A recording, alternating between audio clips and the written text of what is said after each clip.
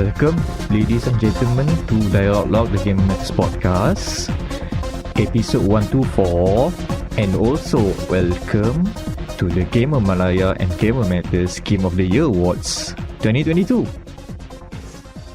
Yay! 2022 already. Another year. Another year has passed, and there were video games. We have enough video games to compile a good selection that we think that, at least for us here at Gamer Matters and Gamer Malaya, we considered the best that came out. And we had fun with it. Yeah. I mean, as Reggie Fils-Aimé once said, if it's not fun, then why bother?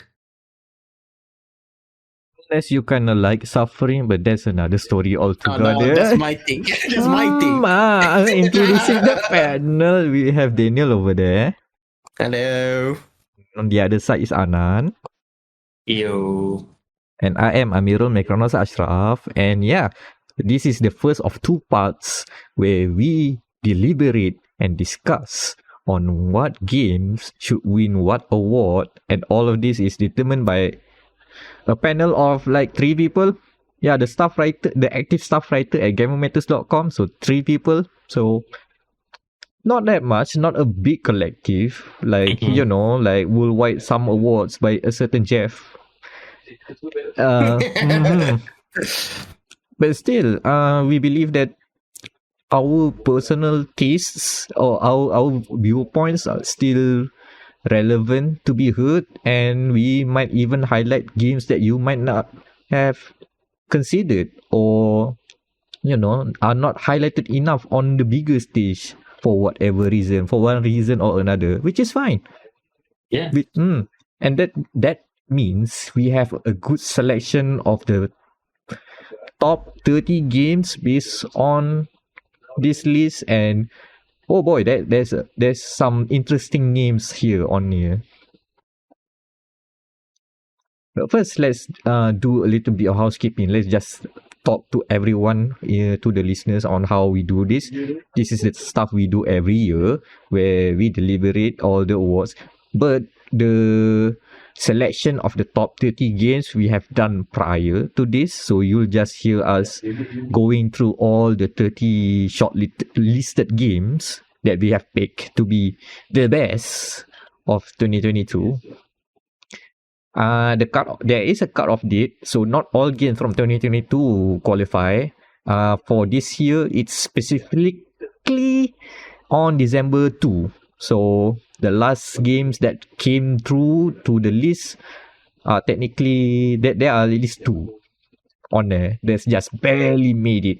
And for some people, some places, these games might not be cropping up on the list because very recently released. But if they are good games, they are good games. They deserve to be here. Yep. But we are missing some few other hitters here and there lah because of timing. But hey ho, there's always next year. What else? Oh yeah, this list is the 3 of us here have very eclectic or very different tastes in games and different platforms where we play. So some platforms may not be represented as much as others. Sorry, Nintendo. Even though we have one of them, that's a Switch. we have the exact one sole representative. And yeah, and also for this year, there's a very different kind of list because of the proliferation of Xbox Game Pass, or technically PC Game Pass, that is available here in Malaysia. So the list is also slightly skewed there, because most of us would prefer to play on the subscription service rather than get all the games at full price on release and all that. So there's the reason why you see the games here are sort of skewed towards indies or releases that may have flown under the radar. So you don't remember, we do. So what else in this housekeeping part? I think that's it. Yeah. Oh yeah, we should also. Well, the award deliberation won't start here, but this first part will be all about talking about the 30 games that we have listed, why it's here, and oh yeah, new for this year, we are doing something a little bit fun because at least some of these games are contending for actual awards that we're gonna give on the second part of this deliberation. But at least for this year, everyone is gonna go home with something. What we call, I don't know, it's just a little fun award, a little one-liner just to remember. Some of it can be fun, some of it is, some of them are more serious, but most of them doesn't have to be like discussed even further, because probably it's just that one game that deserves that award, very specific award that we probably like Made up in the first hour. some of them may be made specifically for that game to win an award, but still it's just for fun, and at least to recognize some of the weird things or the cool things that happen that are about that games. And also plenty of the games, like their genre is not every year. They don't have one of that kind of game every year. So this is sort of like celebrating like the whole genre or subgenre kind of funny games. So yeah. Yep. I guess without further ado, let's go through the list. But first, how about we read through the top 30 games by Gamer Malaya and Gamer Matters, the top 30 games of 2022. Okay, so from bottom top or top bottom? Let's go from alphabetical order. So go from the top. All right, so okay, I'll go for the first five. So in number one, according to alphabetical order, is Activision. I think like collaborative. I think of Infinity Ward, Beanox, Toy for Bobs, Raven Software. Mm-hmm. It is basically Call of Duty Modern Warfare 2, 2022. Yes, you have to see the whole name. Because not to be confused with Call of Duty Modern Warfare 2, 2011. Hey. And should we say what game are they nominated in? What category? Sure. But the deliberation is not final, so they may be nominated, but we may have to cut them later on during discussion. But for now, they are nominated for this. Sure. Okay, so for Call of Duty, they are nominated for Best Meme Generator, and you'll find out why. Right, next on the list, number 2, we have Chinatown Detective Agency, a pretty good game, locally made at Singapore, and they are nominated for 4 awards. And that is Best Game on Game Pass, that is new to our award ceremony, Best Aesthetic, Best Story, and Best Indie. Then on third, we have Citizen Sleeper, also a Game Pass game, is nominated for Best Game on Game Pass, Best Aesthetic, Best Story, Best Indie, and also one of the top 10 Game of the Year contenders. Mm-hmm. For fourth, we have Dorfromantik. Is that how pronounced again? Dorfromantik? Yep. Dorfromantik. Yeah, Dorfromantik. Pretty good game. It's also eyeing a spot at Best Game on Game Pass and Best Aesthetic. And finally, at fifth place, and this is the big one, but you will find out why it's not nominated at our top 10. Hold on. I need to check back. I think Dorfromantik is not for Best Game on Game Pass, but other than that, close enough. Yeah, close enough. Mm-hmm. Yeah. So for fifth place, we have From Software's Elden Ring, and it's nominated for 2 categories, which are Best Meme Generator and Best Game We Didn't Play. And this is the sole nomination for that award. Yeah, this is the sole nominee for best game we didn't play Yeah. as of December 2022. All right, so from 6 to 10, Anand? Yeah, from 6 to 10, first we have another local game, GigaBash. Currently nominated for Best Awards. Best indie. For Best Indie, yes. Next we have God of War Ragnarok. Oh, this is a big one. The big boy, yeah. The big boy, yeah. For family. Currently nominated for Best Story and one of our top 10 Game of the Year.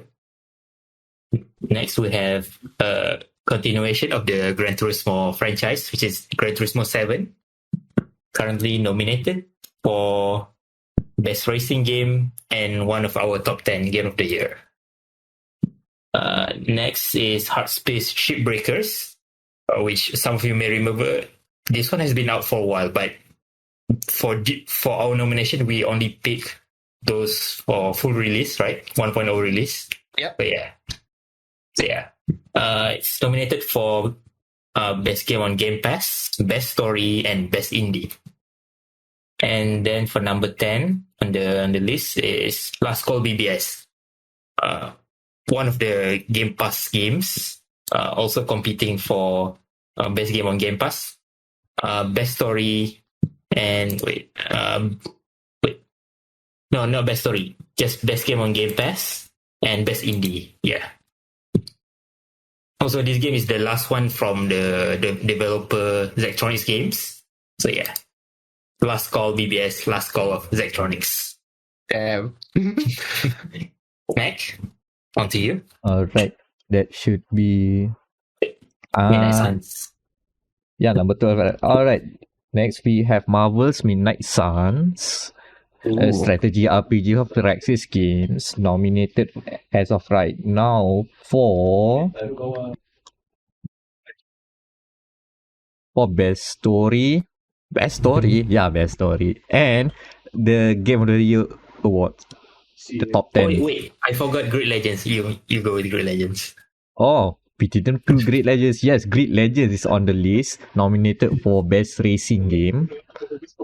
And then we have New Tales from the Borderlands, nominated for Best Aesthetic. And then we have OlliOlli World, nominated for Best Aesthetic and Best Indie and Game of the Year. So this is where we pass the baton again. Yep, we press the button. So now, after that, for 17th, we have Powerwash Simulator. It's fighting for its chance on Best Game on Game Pass and Best Indie. The one above. The one above. Oh yeah, and also, we have our sole Nintendo representation, which is Pokemon Legend Arceus, fighting its spot at Best Meme Generator. So congrats to Pokemon Company, I think. Anyway, so next we have on 18 we have Return to Monkey Island. It is a remake. Is it a remake or a return or I don't know. New game. It's a new game. It's a new game. New old stock. It's new old stock. Yeah, it's new old stock. Yeah, We'll discuss later. yeah. This game is fighting on the repechage for Best Game on Game Pass, Best Aesthetic, Best Story, and Best Indie. Then we have Road Legacy 2, the sequel to Road Legacy, and it's fighting for its space in Best Indie.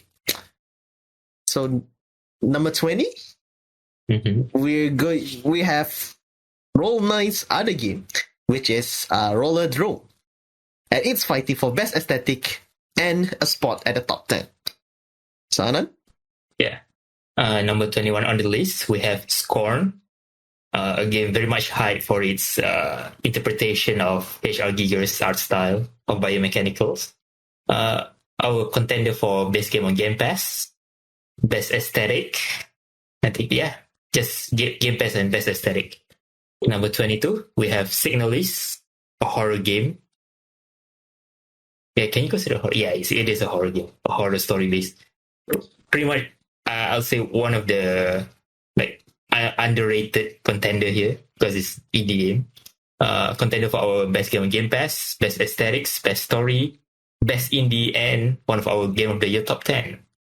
Next, we have Strangers of Paradise, Final Fantasy Origins.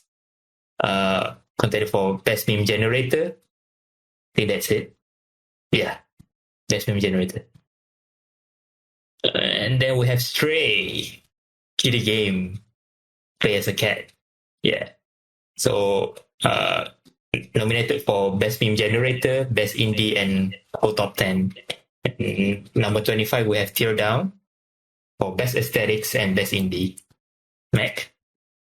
On the final 5 on the list, we have the Stanley Parable Ultra Deluxe. Technically new old stock as well, but is it? Question mark. We'll discuss later. Yeah. Nominated for best story. And then next we have Tunic, nominated for best game on Game Pass and best indie. And then next we have Vampire Survivors, nominated for best game on Game Pass, best indie, and Game of the Year. And then the final 2, we have Weird West, nominated for best game on Game Pass, best story, and best indie. And lastly, You Suck at Parking, the game, not yourself, best game on Game Pass and best indie. So yeah, that's the top 30 games of 2022 for us here at Gamer Matters and Gamer Malaya. We have a list. We have had a list. And now let's go back up and see why they were shortlisted and what other things that we want to see as before we move on to the deliberations on the next part. So let's start off with Call of Duty Modern Warfare 2 2022. Oh man, that's still so fun to see. That's what I say. It's so fun to see. It's like it's absurdly long for a game and about shooting guys. Because we already have like what, 2 Modern Warfare 2? Yeah, we have 2 Modern Warfare. That's the problem. Yeah. So they had this upon themselves to do that. Okay, so congrats to Activision for getting into our very prestigious awards list. But for the funniest way possible, which is best meme generator. And I guess it's no explanation for that because if you have been on TikTok, you know, the young social media site that everybody loves, and I guess Twitter, if Twitter still exists, you might have seen this one picture of fan favorite ghost just literally staring to the abyss. Somehow people found it funny, and it's now a meme. And that's why it's here. Just for that. Just for that image. Just for that image, yeah. That stare. Just a stare. That's how iconic it is. They know. Sometimes there's music backing that I'm not sure what it is, but mostly the stare. Yeah. My honest reaction, ghost face. Yeah. That's why it's like, it's so simple, guys. This is what a meme is, basically. It's just the most simplest of way. That's it. A picture or song. There you go. Somehow everybody shared the same brain cell and said, haha, funny. Oh my god. Do we have an award for Call of Duty? Oh yeah, they did. They also have won our totally not made up new award categories. The side awards. Basically side quests for award shows. At least everyone doesn't come empty-handed on this list. Yeah, this everybody wins something. Yes, top 30 is gonna win everything. Like, this is the Oprah Award. Everyone gets an award. So, for this year, all 30 will be getting awards. So, for Call of Duty, if they don't win Best Meme, they will also win the very good award of Best F1 game that isn't about F1. Because we have an F1 track. Because that's F1 track map. Essentially, is this the final corner of the Singapore Grand Prix track? Marina Bay. which was actually the original name of the map. Before FIA took the book at them. And they had to just change the name, like change all the signboards, remove everything that is about Marina Bay and just change it. And that's about it. And that's not the only map that has gone that kind of treatment. I've heard a certain Dutch bank also have grievances for their unexpected appearance in Call of Duty. Yep. I guess, I mean, that's the one that catches headlines, but also the F1 track. F1 track. Reasons, huh? Probably licensing. Mostly licensing. Yeah, pretty much. Okay, next we have Chinatown Detective Agency. They have been on Game Pass since day one. Yeah, I think there was a trailer that I saw that was like, we're going to Game Pass. Which is good for them because that means a lot of people will be playing this game. And they have. Then they also wait for best aesthetic because if you know about aesthetic, and this is basically that it's pixel art. But I think in the newer cyber noir or cyberpunkish, aesthetic, definitely cyber noir. Cyber noir, yeah, that's it. It's a less dystopian, less dystopian kind of. Yeah, and there's plenty of sleuthing, so definitely noir. Yep, definitely noir. It also has a very good story as well because you play as an up-and-coming detective uncovering the seedy underbelly of Singapore, which is actually good. If you see about the clean nature of Singapore, outside its touristy vibes, this is actually quite engaging because case after case you get to peel back what is essentially newer Singapore, the Pulp Fiction style books, stories, of banks actually, housing. Let's say, I think like one of the missions that I played, it was a case about a guy stealing $50,000 and then going off to another country. And then in the end, it's actually about a girl. And then it's about a girl. It's always about a girl. No, the first part is like, very interesting. Where have I heard this before? Is it the news? Yeah. Typical day in this side of the world. Yeah, exactly. Yeah, and then last, it's always about the girl. And it's also a very good indie game. We've actually met the developers. They are quite nice about that. And their game mechanics is pretty cool because there is an actual button on the prompt of your HUD menu that literally takes you to your browser. You might have to Google this. Essentially, what they're saying. I love that they took the common San Diego influences to heart, to the point that you need to know about the world. There's a way to learn that. It's called Wikipedia. It's called the Wikipedia button, yes. I mean, back then you learn through the game, but this time around, I mean, the resources are there, so why not do your own sleuthing in real life? Yeah. Interesting stuff. Also, shout out to them for getting local voice actors for the more, the local characters. So you hear accents that sound like this, which for most people who haven't heard Southeast Asian people talking English, they're like, why are the accents so fake? Sometimes sounds like American, sometimes a bit British. How come?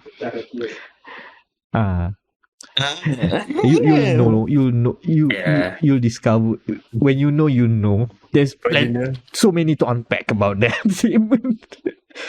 And that is why it also Chinatown Detective is also won our definitely side award of best tourism game. Because essentially you're just visiting Singapore only in a 2D plane. Are you sure this is not approved by the Ministry of Tourism at Singapore? It could be. We don't say that, but it could be. Yeah, it could be.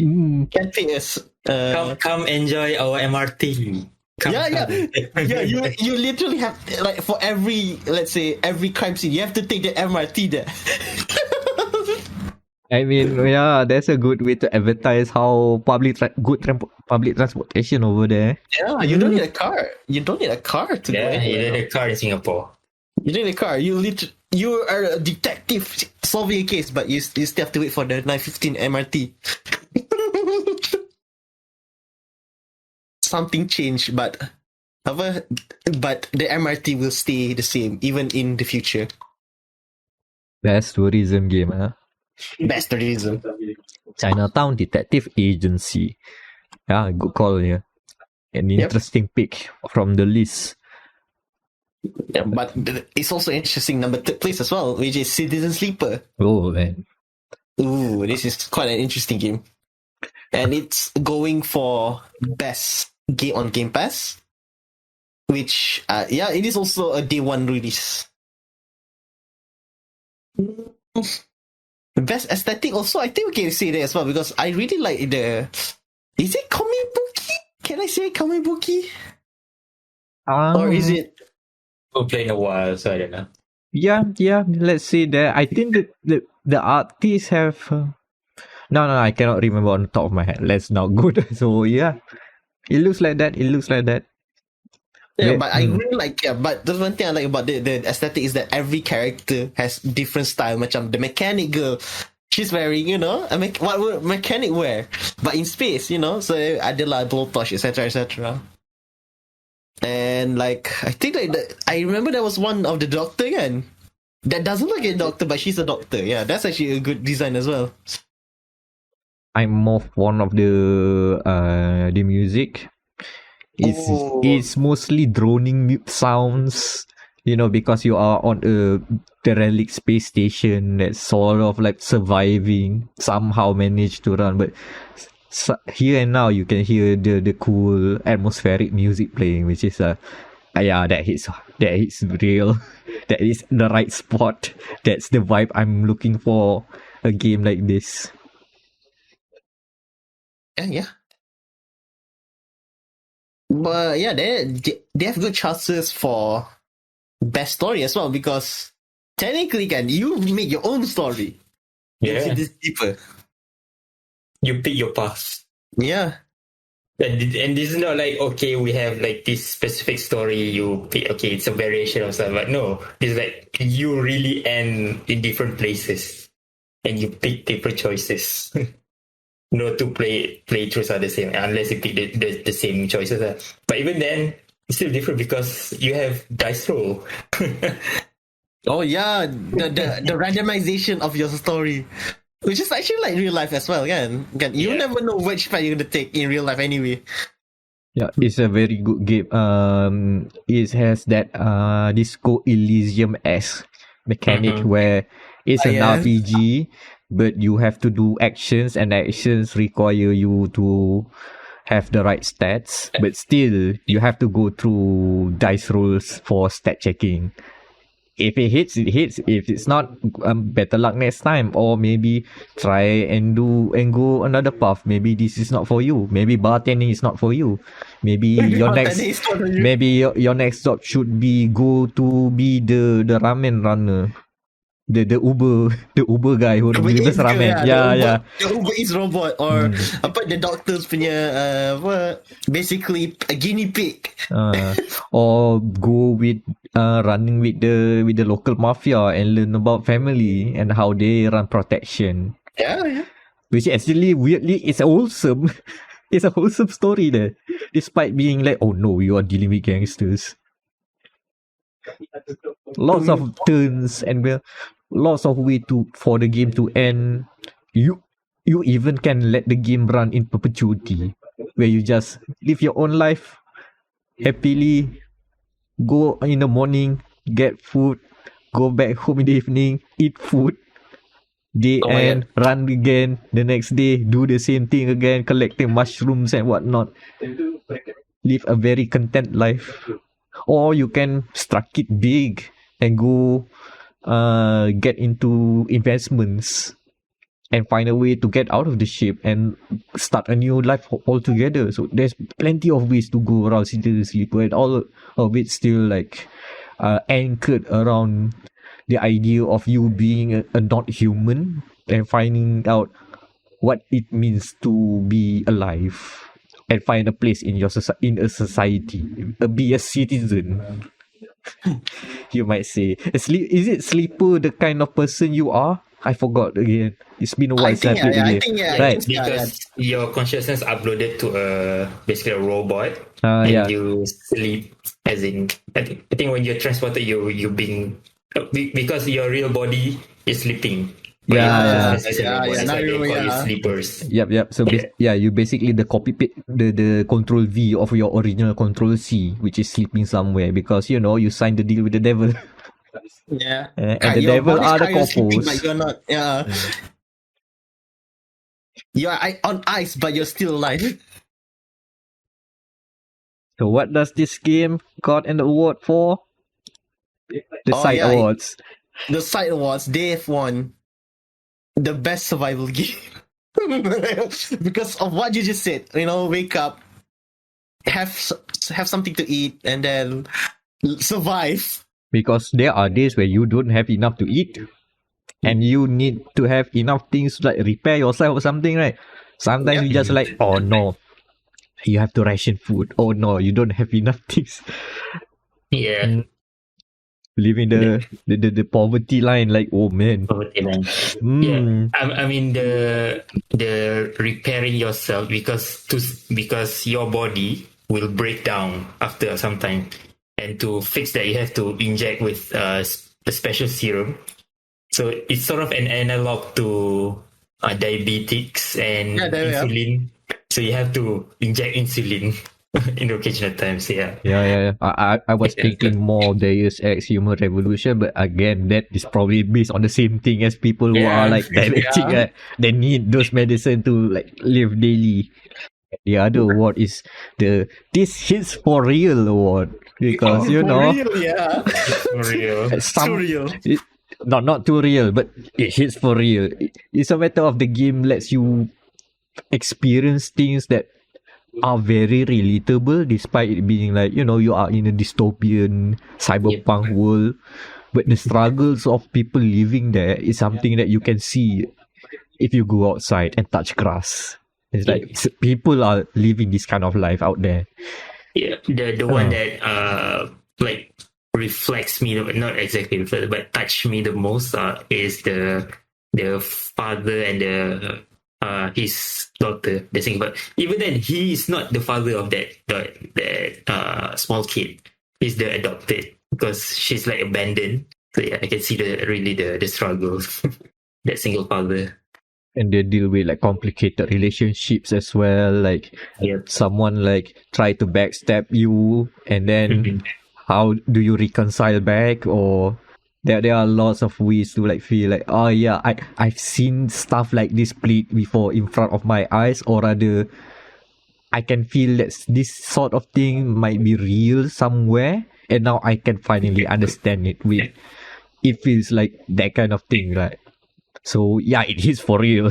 For me especially, like, oh yeah, a good dose of reality in the cyberpunk world. And it doesn't have to be all of the things in this game that hits it. Like just one or two is good enough. Yep. To just feel it. And the fact that they hit a lot of places. So there's probably one part of the story arc that will hit you, which is interesting. Like some of them you might just gloss as like, okay, a bounty hunter hunting you, sure. But then some others like Tanan, you have said will hit you hard. I think that's the strength of Citizen Sleeper, is that the many different narratives that you can experience. Most of them hit people at the right places. So it's worth investigating lah. It's worth playing. Even just one playthrough where you die, that is still also fascinating. Alright. That was Citizen Sleeper. And next we have Dorfromantik, a very more chill game than I remember, because it is just make windmill houses kan? Isn't it kan? Just chase a tile, make something out of it. I have grab a tile and then place the tile at the right places. If you complete at the if you completed specific objectives, and then you get more tiles. And when you run out of tiles, it's game over. But there's endless mode, so you can still lay down tiles. And the tiles are very simple. They are just farm fields, windmills, small houses, a group of houses, trees, forests, rivers, train tracks. So all of this combined into, when you place all these hex tiles together, it will continue to sprawl. It's technically kind of like a city builder in some ways, but it's also a puzzler because the main mechanic for progression requires you to, like, complete objectives, like place specific amount of trees and then close the group, so you just have a big forest and not more than that. Sometimes they ask you, like, just put a sprawl of like 20 or so farm fields together, connected, and then you have to figure out the tile pieces, how they connect together, like it's puzzle, like a puzzle piece. You have to rotate, right, and figure out where to place. It's, despite that, it's actually really chill. Like, everything about the way it is presented is just like a very calming sense, just like very nice music being played, and then all of them, the things that you see are just like very nice colors. It's very relaxing. You can lose hours on just clicking, pressing, put tiles here and there. And yeah, it's very, there's a lot of this there's a trend here for idyllic city builders. We didn't mention, like, I think it was a couple of years back, there was a game called Townscaper, and I think that set off a lot of games that are treading into this genre, where you build cities, but not necessarily for things, for the reasons why city builders are there. It's just like, I want cities to look good. I just want to see the sprawl. I just want to relax. Yeah. So Dorfromantik falls into this category of like relaxing, idyllic city builders, and a puzzler as well. Technically, it's released last year in early access. It's version 1.0 hits this year, so it's nominated this year. Yeah. Also, we tried it during the Steam Next Fest last year. Yeah. First time. Oh, yeah. It's basically that. Still fun. I mean, it doesn't even need more content. That's the sort of game. It's just so apparently, that game has been turned into a board game, which also makes sense. Yeah, like physical board game. The structure makes sense as a board. Yeah, totally makes sense. For the award, the side award, we've made it clear this game has the Chillax Award for the chill and relaxing vibes. It has been emanating, and let's see where it goes in the best aesthetic category. We'll discuss in the next part. And then that's Dorfromantik, which I guess I forgot how it translated. Dorf is village in German. Romantic, I guess, is romantic village. Yeah, makes sense. I mean, simple as that. It's German. You get what you get what you hear. So what's next on the list? Oh, next is the big boy, the winner of Jeff Keighley's The Game Awards recently. It is From Software's and Bandai Namco's Elden Ring. And he will not be in our top 10 of the game of the years due to the fact that we didn't play it. You didn't play Elden Ring. Until then, goddammit. I mean, look at all these other games that we want to play. We play. And also, missing Elden Ring. Nothing. Personally, I'm sorry, Elden Ring I have to set aside because I was playing the Nürburgring. yeah, it was released on the same week as well. That's why. Oh, we have a whole joke about it. You listeners, know.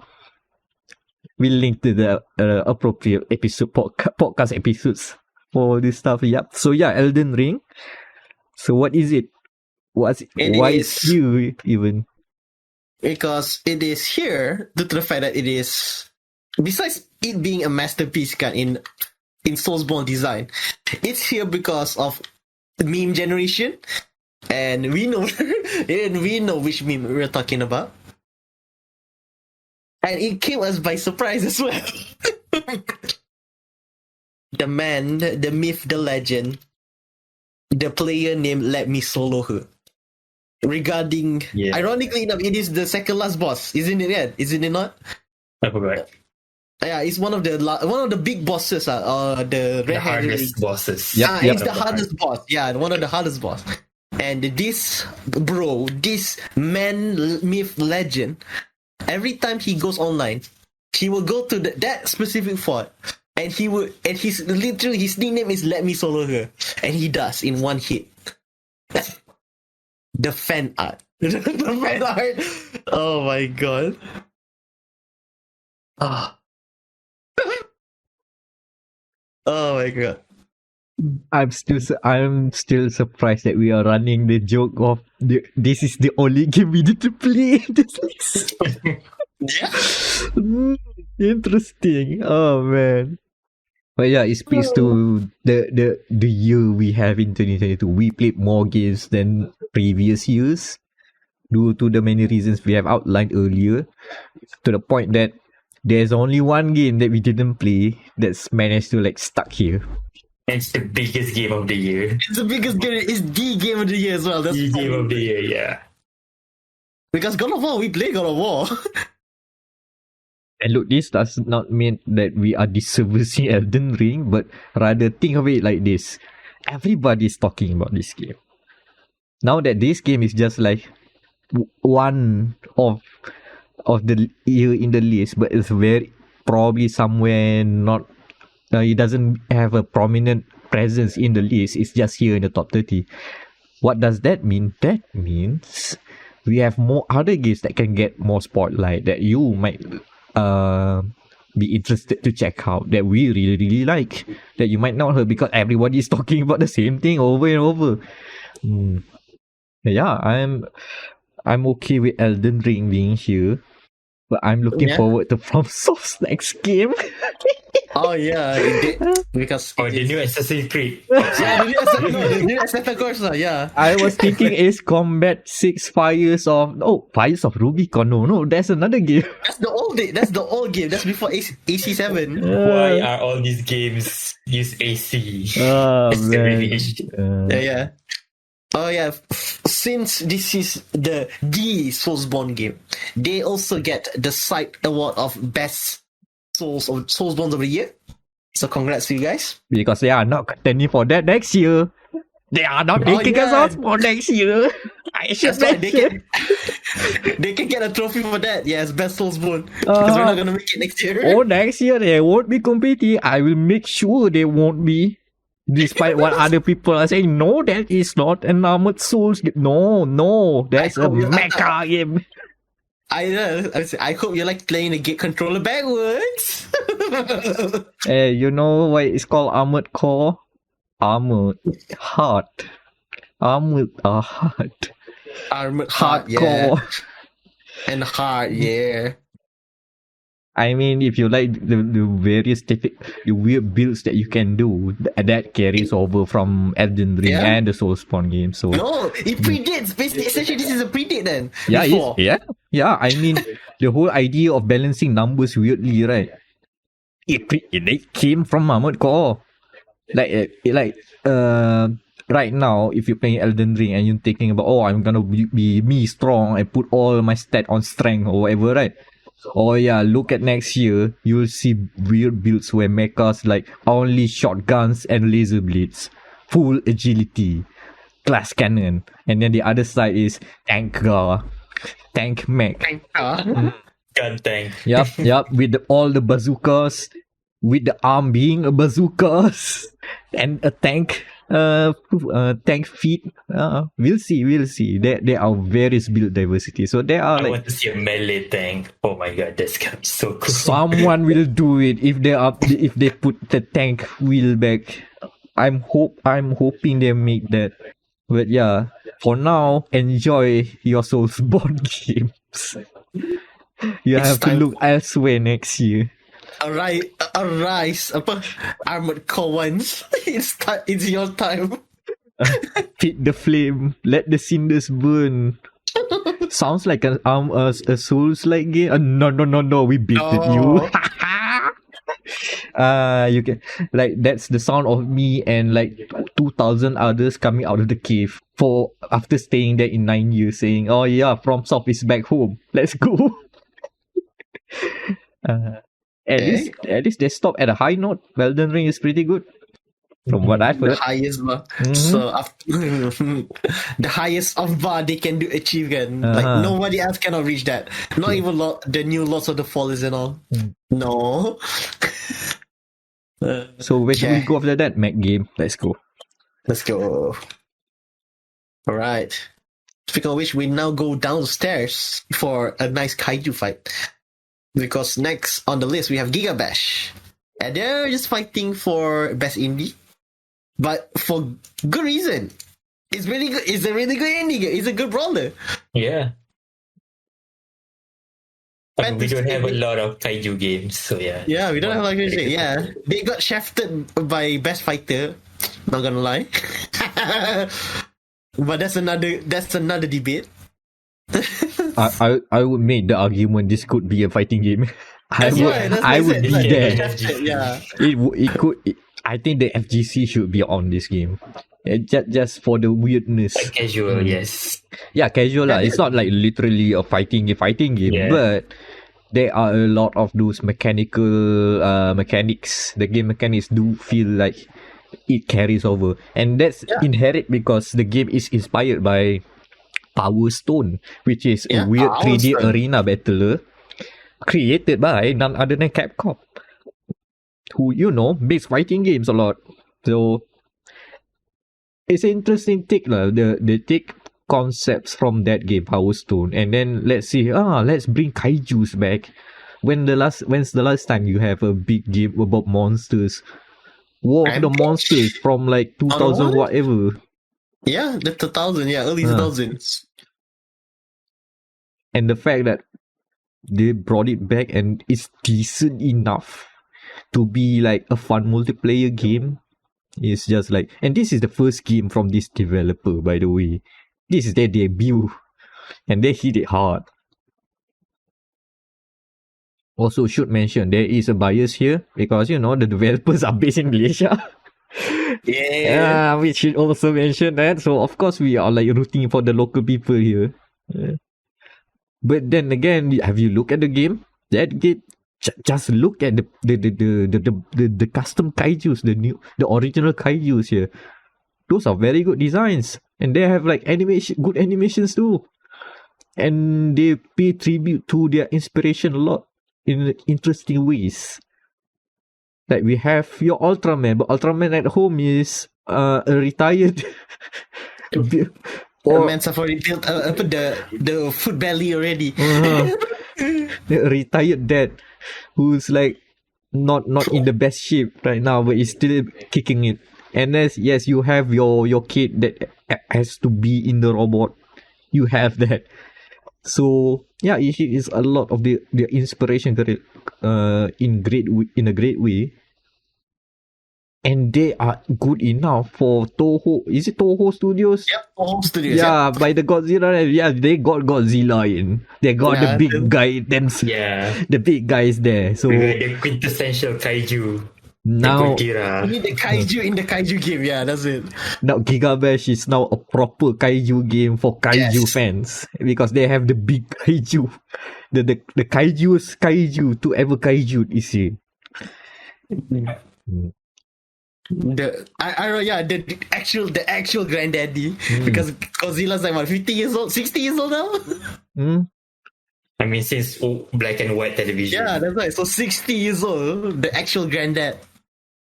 Yeah, the music is great.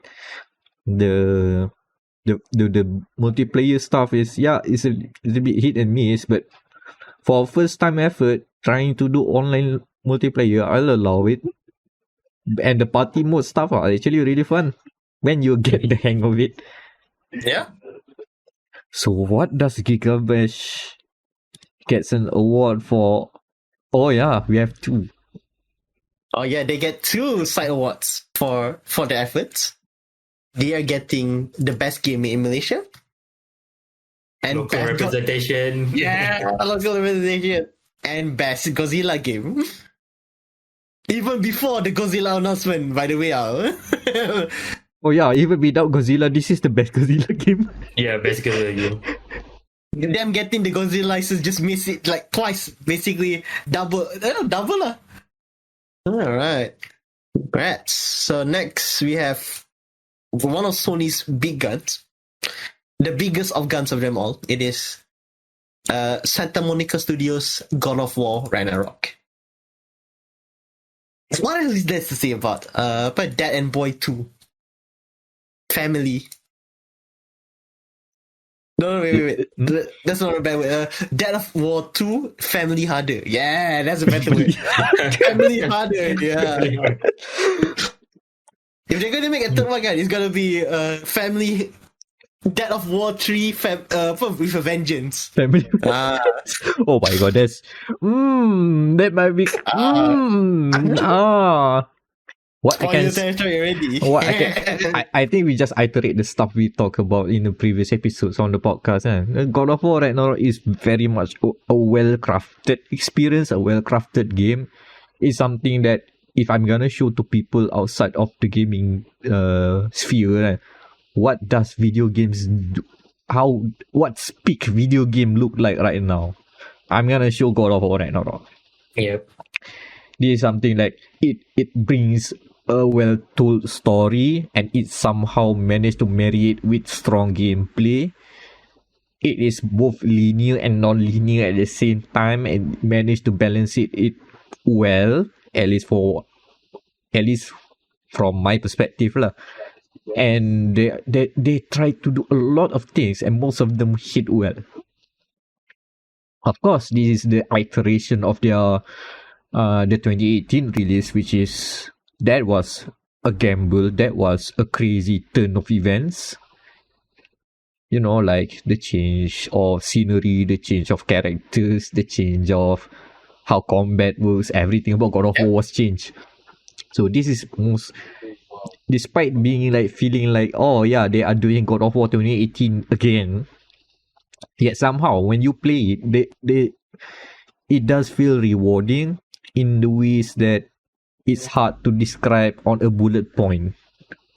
It's the stuff that when you play it, you just say, oh yeah, I see where they're going with this. And say, oh, you hide something like this in here, okay. But overall, this is like, there's a good reason why critics love this game. Like, it hits all the critics' checklists of what a game should be. So that's why it's highly regarded critically. On the audience side, of course, there's gonna be like different opinions about it. So this is not like the only good game, the best in the... Not necessarily. Plus, we don't have a verdict yet. We'll discuss that later. Yeah, we'll discuss later. But objectively speaking, when it comes to a product, a video game that has been created, this is one of the best ones that have been made. That it feels that way in a lot of departments. Though your taste may vary, your mileage may vary. Story, yeah, it's about family. Plenty of family stuff. It's not just about dad and boy. It's like, oh yeah, it's dad and dad, boy, and baggage. Baggage, and then you have your boy and uncle, boy and girl, boy and other girl, boy and unfriendly uncle / YB, and then boy with uncle's son. So that's so weird. And then dad. Dad. Oh yeah, dad versus dad versus granddad. And then you have your brothers arguing. Brothers. What else? There are so many brother and sister. There's also there. so many family relationships being depicted. A lot of them It's like Raya, yeah. It's like Raya, but in virtual form. yeah, because you go with this guy, oh yeah, you know my family member here, and then you go with I have a problem with this family member. Everywhere is about family if you like look at it, and it's not just that and boy, which is the interesting part because the whole bit about the first game is just dad and boy together, and now boy gets his own adventures and like, oh, we going here, huh? But if you are here for the dad and boy stuff, the dad and boy stuff are very heartfelt. Like, you see examples of how to be a good dad. So, recommend it for all dads and aspiring dads over the world. So, what award do we give here? Oh yeah,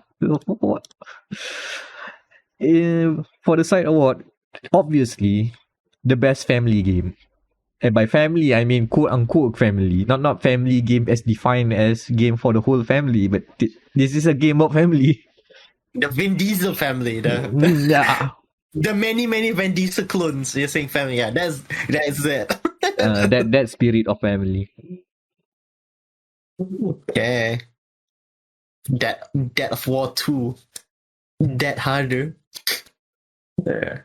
Oh, now we're gonna zoom past it to another Sony IP.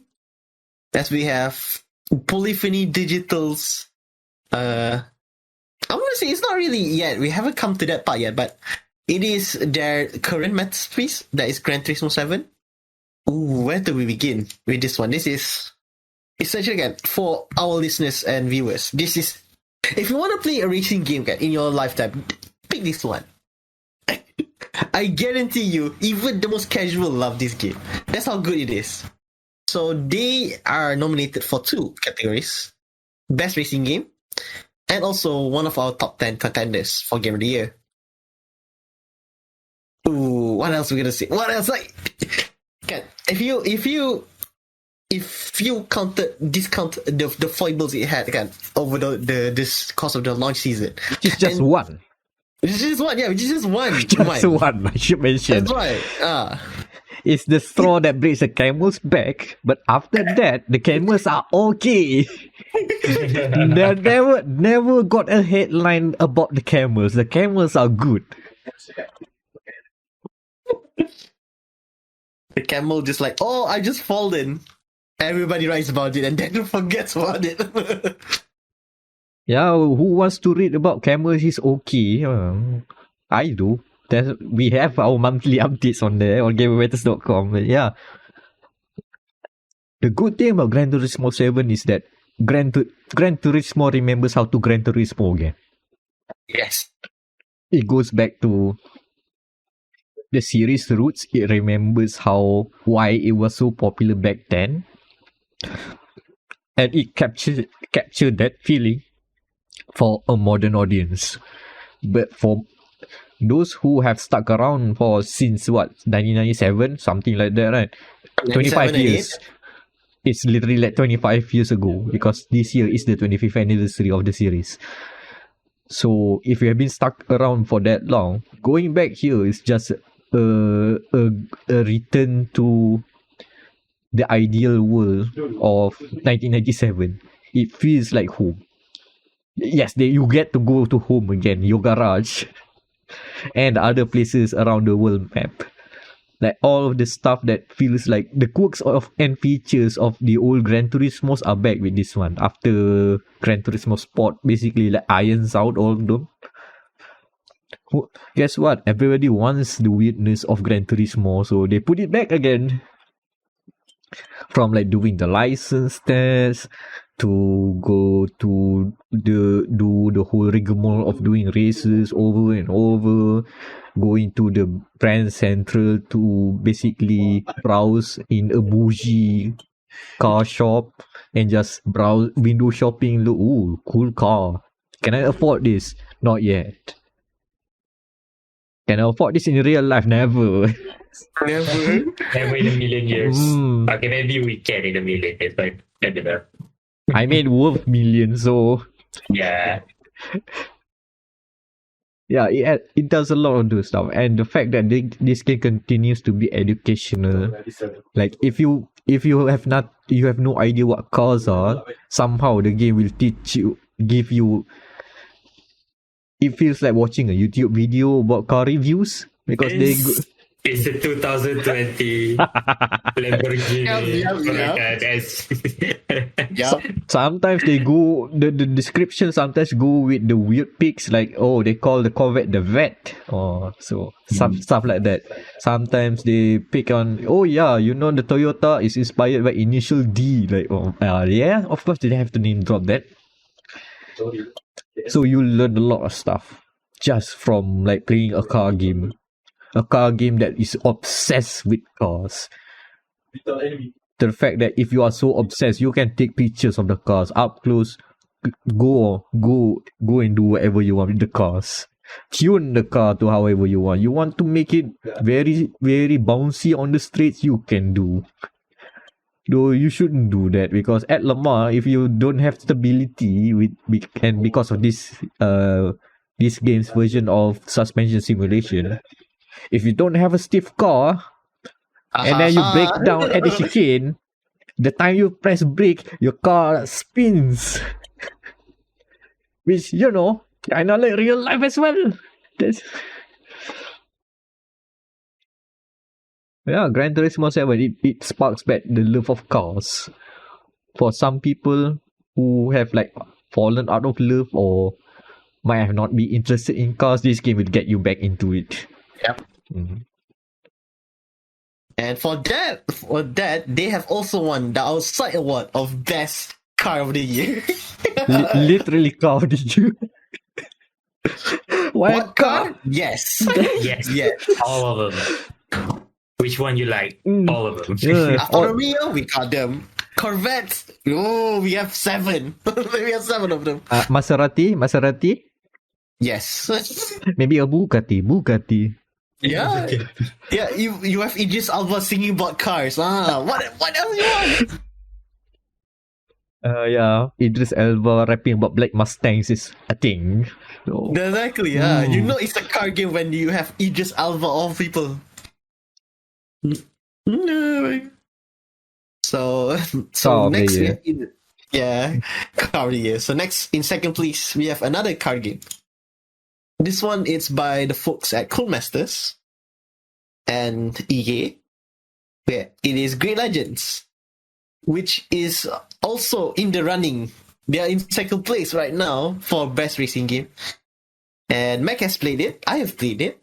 And it's okay. It's actually a competent green game. I can't believe I have to say that. I mean, we have to say that after Grid 2019 was a thing. It was okay, but it was not the great game we wanted. Yes. Like as a product, is a functional and competent product that you put out. But as a video game, that it raise to the heights of Grid. What was it? What's the first race driver Grid again? 2008? Driver Grid 2008, yep. Yeah, 2008, right? Not really. But Grid Legends, close. It's close. I mean, they sort of know what to do now. And it should be the conversation about Grid Legends. We always have to start with what the interesting thing that is the story mode. What they call it, Driven to Glory. Driven to Glory, yes. Not too far off from, but that Netflix series. Yeah. I mean, car games and FMVs work always, most of the time. I mean, 2015, Need for Speed 2015 had FMV, and it mostly works. I mean, exactly, yes, it mostly. Mm-hmm. Again, the work is competent, but production was there. But the thing is, the Great Legends actually has some interesting writing around it. Not to say it's gripping in terms of you have to play the story mode, but at least as far as story modes goes in a racing game, it's actually really competent. This is actually really interesting. Yeah. Because the idea of Grid as a series is always like Grid is a portrayal of a hyper real motorsport world. In terms of the fun parts about racing, right? The real life racing, motorsport, right? The crashes. Yep. That's the fun The drama, part. the crashes, the drama, the soap opera. Yeah, the soap opera. Yeah. That's what the rivalry. That's all what The people. off-track politics. Yeah, exactly. Yeah. That's the thing that people are interested to. Other than look, car look cool, racing. So Grid with Grid Legends, they understand that's the appeal of Grid. So they went ham with it. So all the story portion is all about like how do we make this aspect of the story dramatic? Oh, I know. Go ham. I know. They did everything in the book. They know there's like rivalry, force, but still a rivalry. You have crashes, you have stakes at play, you have off-track shenanigans. Like there's a lot of things that the writers understands enough about the motorsport world to at least give people a general view of this is how when you dramatize racing, it will be like this. Which, you know what? I'm okay with it. Not everything has to be realistic. I mean, you can have Gran Turismo on one side. Not to say you can have Grid Legends on the other as well. It's like it's like a 2-course buffet. It's like a buffet lah. You have the fried rice, and now you have the weird stuff that you don't really try, tapi you have it there. And since it has a bonkers story, we will bestow Grid Legends with our side award of Netflix Drive to Survive for having.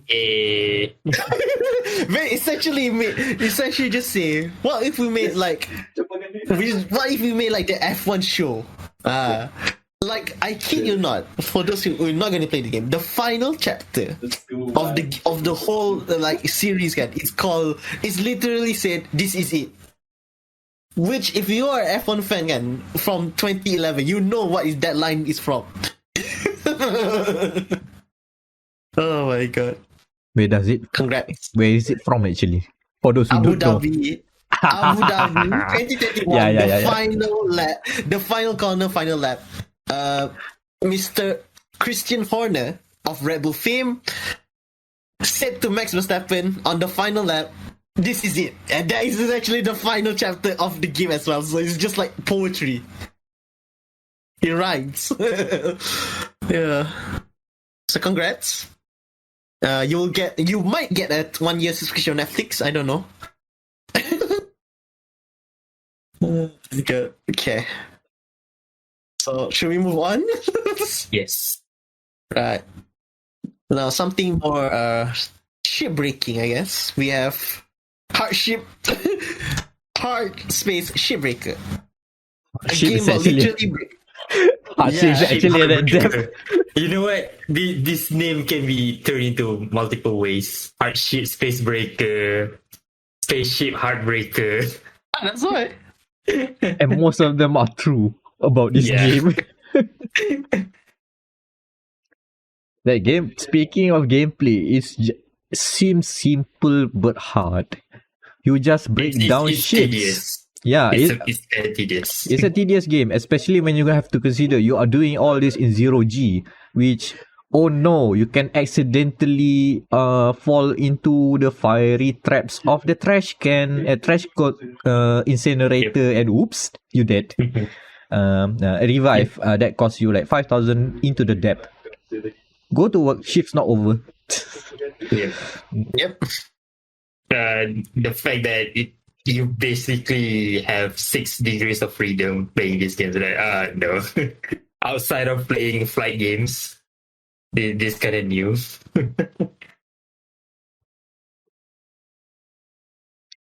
Yeah, if you're into tedious games, but also like it challenges you in some ways, right?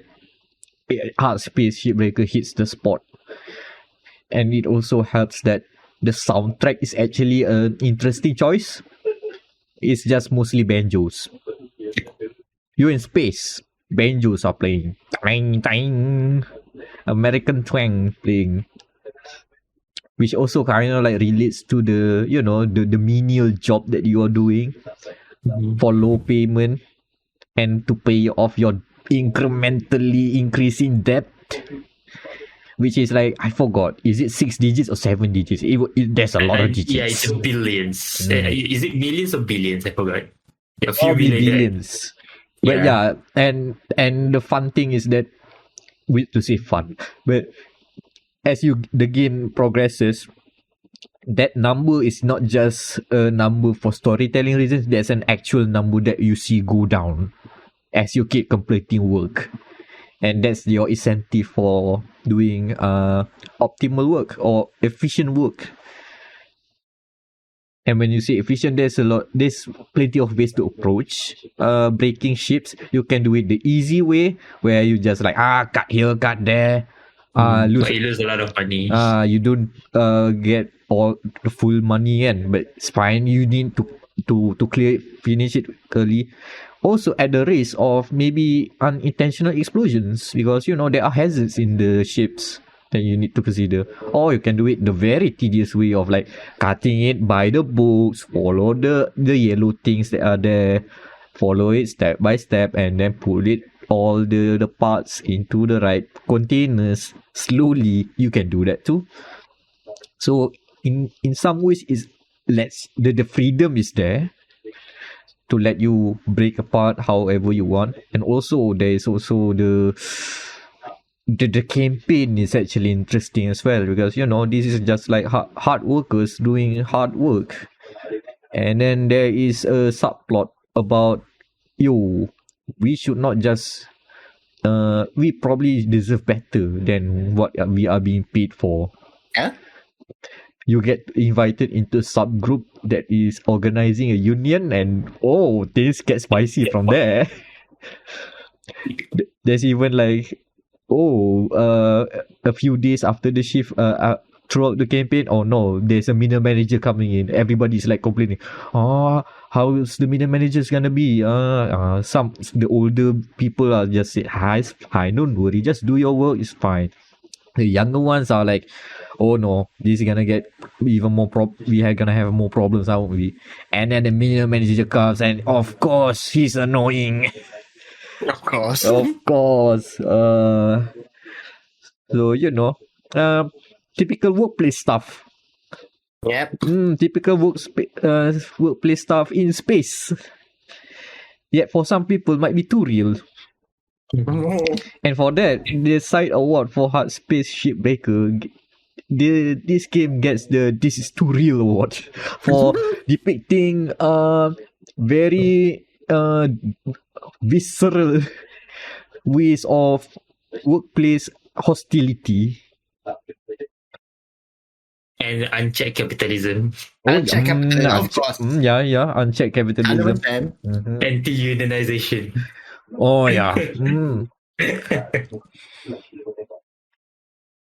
It's too real, especially with the current climate of especially Amazon. Oh yeah. Amazon, yeah. So this very on the nose for Amazon. Yeah, the fact that you have to complete your shift despite just being having gone through an occupational hazard, quote unquote. By occupational hazard, that's you dying of death inside an incinerator and then being revived again. Back to work. Shift's not over. Clock, chop, go.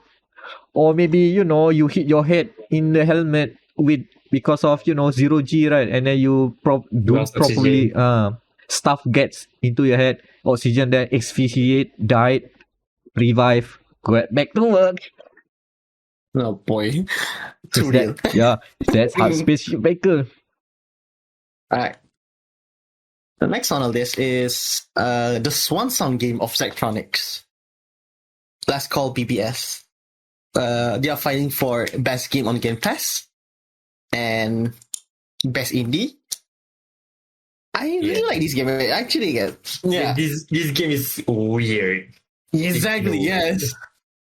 It is one part like a coding game, one part a nostalgic trip back into the early 2000s. And a Gundam builder game. And a Gundam video game, yeah, for no reason. A lot of compilation. You know how people make like in rock bands, they have their greatest hits compilation, right? So this is feels like Last Call BBS feels like the compilation of like, oh yeah, this is some of the ideas we had to make a full song, but we didn't. But let's compile it anyway and just release it as a compilation album.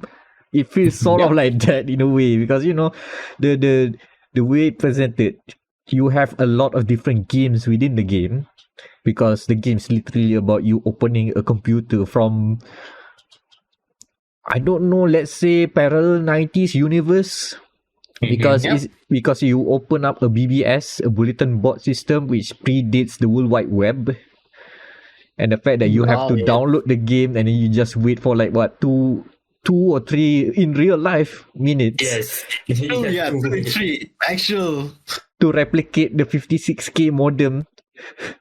Those days where you have to wait for the download to complete, and then a jingle plays. Ding, ding, ding. It's done. Oh, by the way, the apps that you get, the software that you get, all of them are cracked.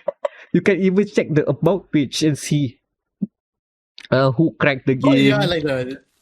And then like the more full, let's say full game, the AAA game of the days, you open those games, you have to see the keygen ROM, the animation thing, the music thing. For us, probably you see, you might remember Razer 1411 or whatever, and those kind of things. 1911. Oh, 1911. Yeah. That one. Yeah. And other like crackers, you know, they put those kind of animation, right? To the point, it feels real though, because they have the music stuff, and then the animation thing, and then the weird things that they say in the scrolling text, like, damn, here we go again, the fastest crackers or whatever they say. Like, this sounds so on point to do all these if you have done those sort of things before. Yeah, it's a nostalgic trip on one hand, and a lot of like different ideas. Not all of them are like fully developed like a full Ztronics game, right? Like compared to, I mean, you don't want to compare it with your Opus Magnum or whatever, but as a compilation of different things and a last hurrah from this developer, it's a fascinating product, a fascinating game of games. Yeah, even the solitaire, this one is pretty decent. Always have a card game in there. What does Last Call BBS gets? A side award. I'm not That sure. Yeah, they have gotten the Hackerman Award. But I think we need another award for this. I don't know. Hackerman kind of sound good, but I'm not sure if it reflects the game overall. We're gonna call it what? You are very. If you play this, you are very old. The URO game.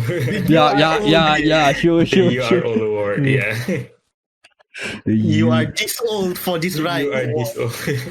You are this old. Yeah, I'll stand to that. And yes, I am. Well, I know. I'm embracing this. Yeah, Last Call BBS. But that should be it for this game. Let's move on. Yep. Right. Next up, we have our sole entry to the Marvel from Marvel Studios. You know, the big conglomerate that is, you know, pumping out those movies every 4 months.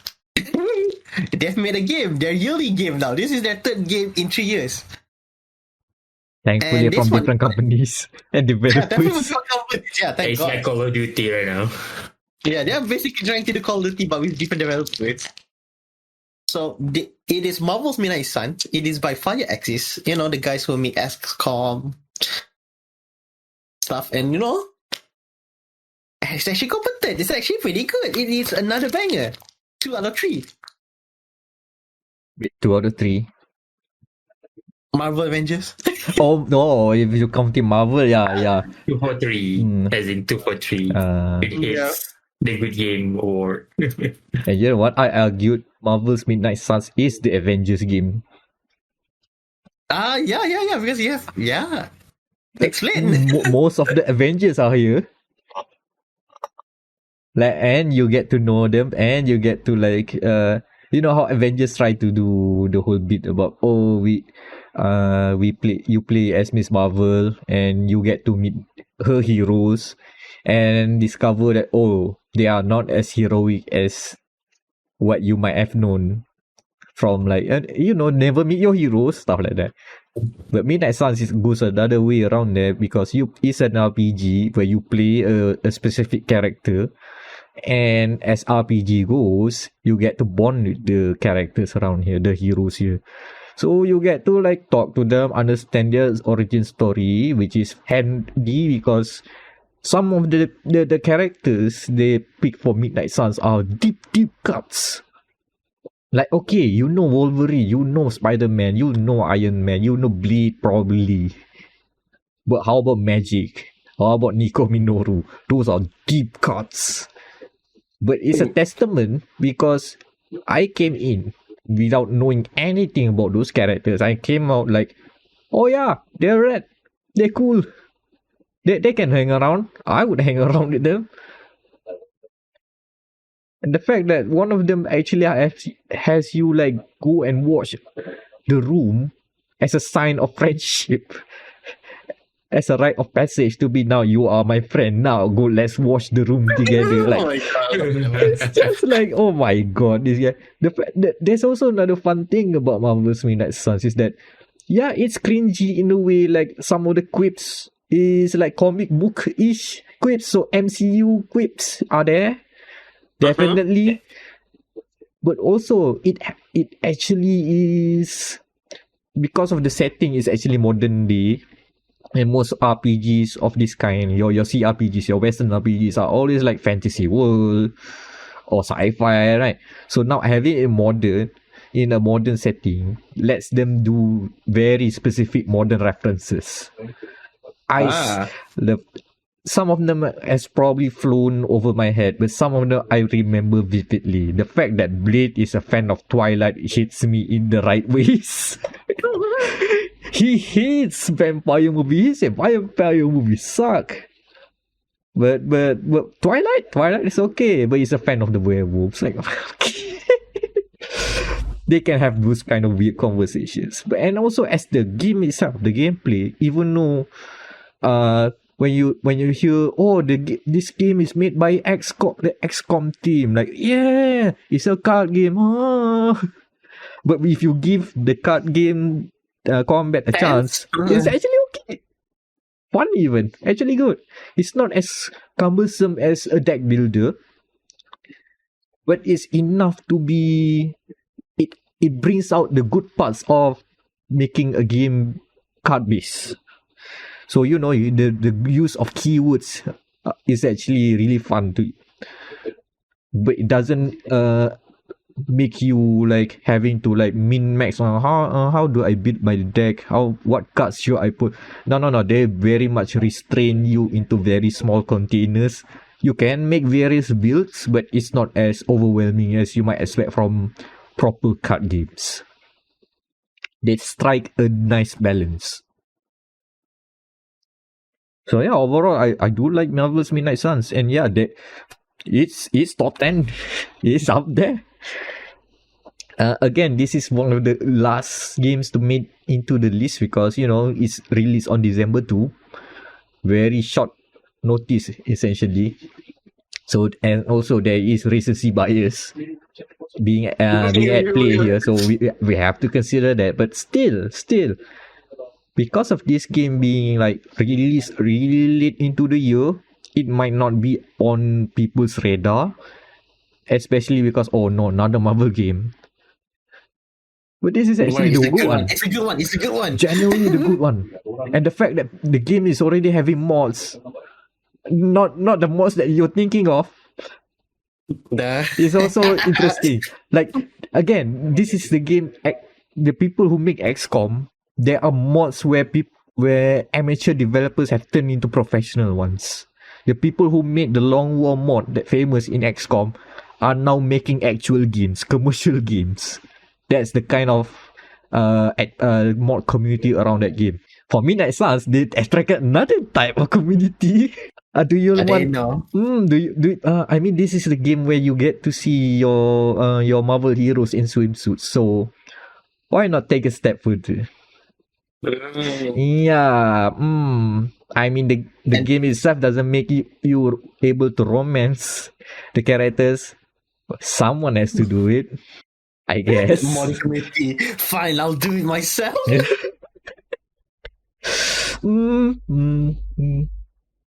Hey, I haven't mentioned it, but this game have a big butt joke, so they know what they're doing.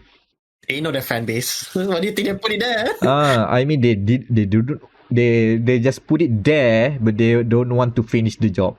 You go. I'm leaving out. They're raising their hands up there like, no, we are only going here, but you know you want to do, and you go, take it away. I've set the table. If you want to go, you go. For that, we have side awards for Marvel's Midnight Suns, and the obvious one is Best Marvel Game. Yep, definitely. I think I should put it Best Avengers Game. Oh my god, that's even better. Yeah, that's much better. Let's change it to Best Avengers Game. And the other one is Best Butts. Like for real though. Like for real though. No mods needed.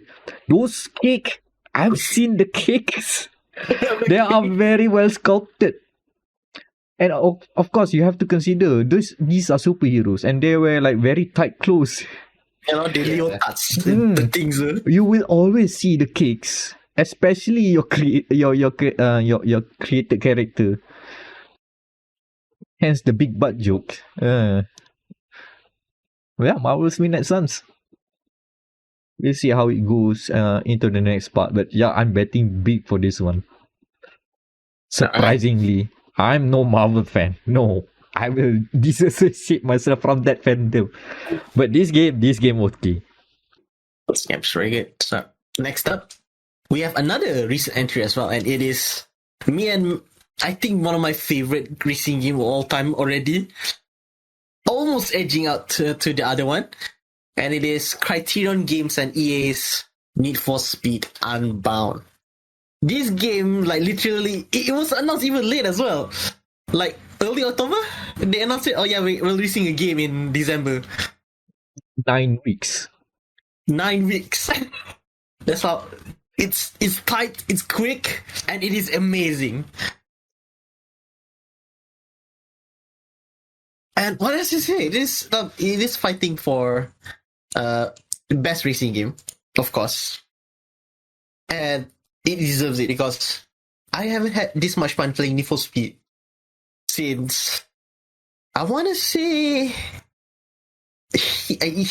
I was disappointed with Heat a bit, but it is still better than Payback and all. I guess my last favorite Need for Speed would be Most Wanted 2012. Which people don't like as well. And this one, Criterion, even this is actually a new team. This is a new Criterion. It's not the old one. The old ones are currently working with THQ making Recreation. So this is a new Criterion that actually nails the part.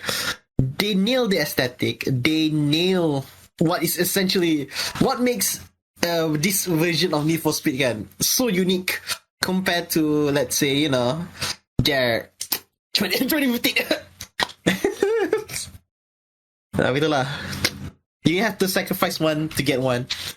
So, rest in peace, Ghost, but Criterion actually made it better. Oh, yeah. Yeah, at least for me, Need for Speed got back up to speed at Heat, but for some, Unbound is the one that gets it there. Yes. So good on them for like keeping the streak alive after how many years of a slump? From 2015. Oh yeah, 2015 was a valley of death. 2015, then 2017, then 2019. 15. Yeah, 7 good. years? 7 years, yeah. 7 years for a good one. Yeah, the aesthetics choice is bold and payoff, and the soundtrack is also bold. And I'm not sure it's payoff, but I respect the hustle. Let's put it Yeah. there. And I guess that's a good segue to the side awards. What does Yeah, Need for Speed Unbound? they have won thanks to Steam thanks to Steam reviews for this one. They have won our side award for best hip hop because they have a lot of variety of hip hop. If you listen to the side, we have Indian hip hop, Japanese hip hop, I think Russian hip hop as well, and of course the American hip hop. You know, since basically one of the bosses of the game is, you know, a big guy in the rap scene in the US, you know, ASAP Rocky. So yeah, even though people are you know, are slandering, oh yeah, this is the terrible soundtrack. No, it's not. This is essential. This is actually what makes it nice. So they deserve the award for best hip hop. Grammys, please give Need for Speed a Grammy, a gramophone, whatever they call the award thingy it is. Because I respect the hustle. Best hip hop. Oh my god, this brilliant stuff. Need for Speed Unbound. So next on the list. Oh yeah, we have a very interesting choice. Even though it is my choice, weirdly enough, it is Gearbox's new Tales of Borderlands. Yeah, it's not Tales of Borderlands, it's new Tales of Borderlands because, you know, Borderlands humor, haha. And actually, this one's quite nice. I actually like this one.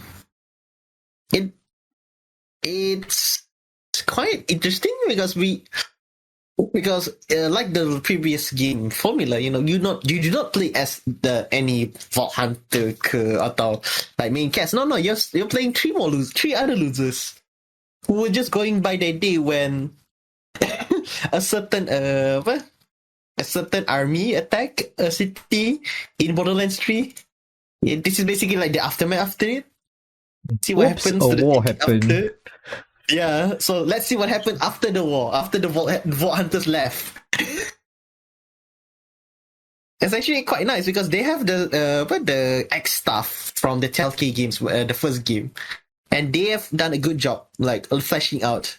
Oh yeah, this is what happens to the citizens after that happened, and see they are now struggling when another war happens, because of course it happens. And they are awarded for best aesthetic for this one. And I agree because I think this is the first game in the Borderlands series that using motion capture. Okay, you would think they would use motion capture for Borderlands 3, but no, it's still very stiff. Now they're using it. And I think that the blend of the cell shading style of Borderlands with the motion capture performance of the voice actor and actress actually makes it very nice to see because, you know, it is an adventure game, and you need people to move for an adventure game. So, I guess we can go to the side awards. The side awards, because it is the aesthetic, because it's not even the story. It's just there. I mean, the side award itself is I have called it the best Telltale game, even though Telltale's making a game as well. But that's not out in at least another year. So they will win. It wins by default, which is par for the course. The best Telltale game because it's just there. All right. So next up, we have Max, one of Max's favorite. OlliOlli World, the first of two Roll 7 games on this list. Yes. Roll 7 are on a roll of bangers because my god, OlliOlli World is it is something that we have seen before but have been executed into very high perfection. quite the perfection.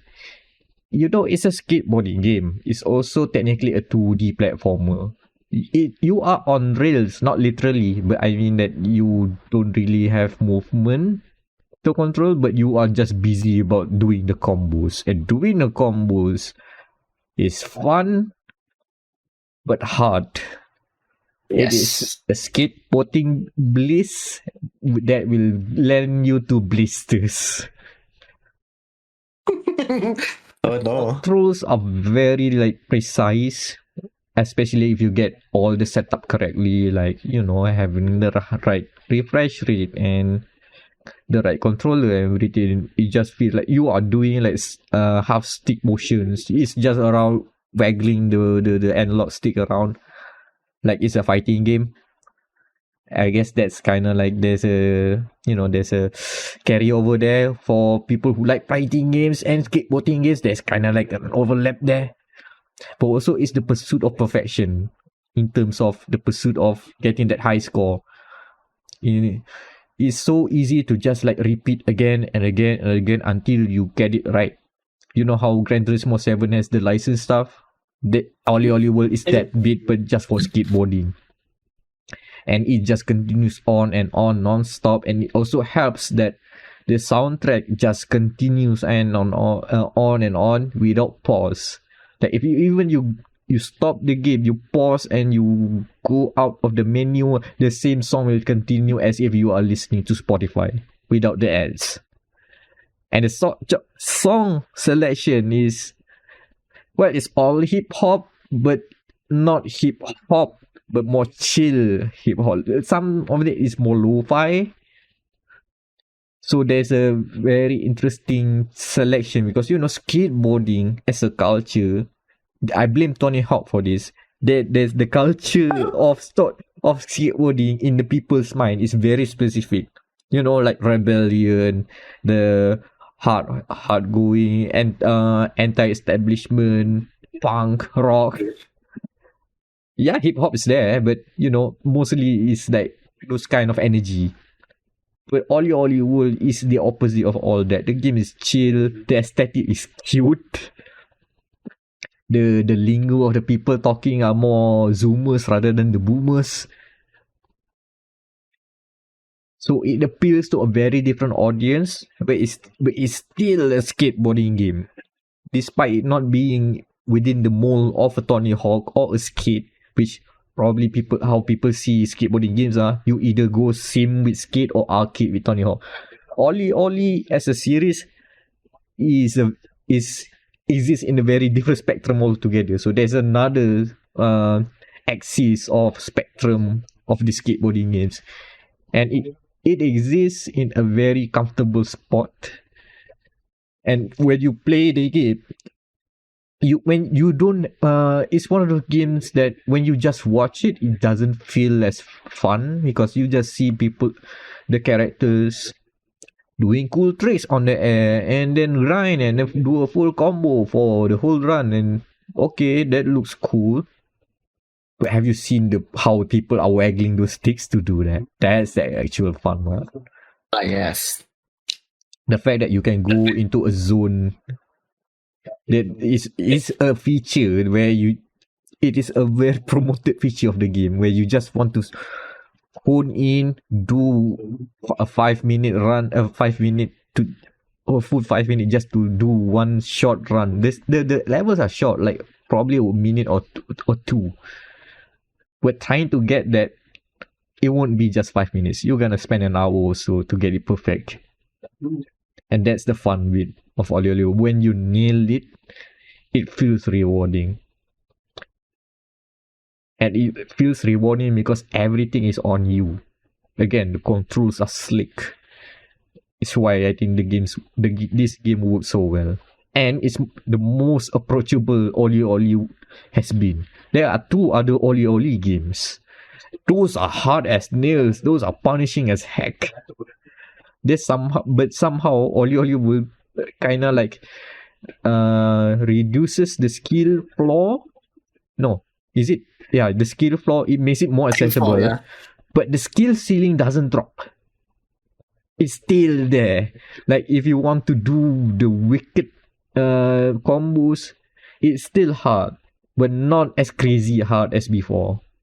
And it's doable for casual players who just want to like, oh, cool art style. I want to see Adventure Time but skateboarding. You can do that too. But if you are hard on the leaderboard stuff and everything like that, OlliOlli will also caters to those crowd. So it's great, all around great. It's going to be a headache to figure out which is the better Roll7 games because both are great. From we'll have that, we probably have that conversation later on. But yeah, OlliOlli World is pretty top.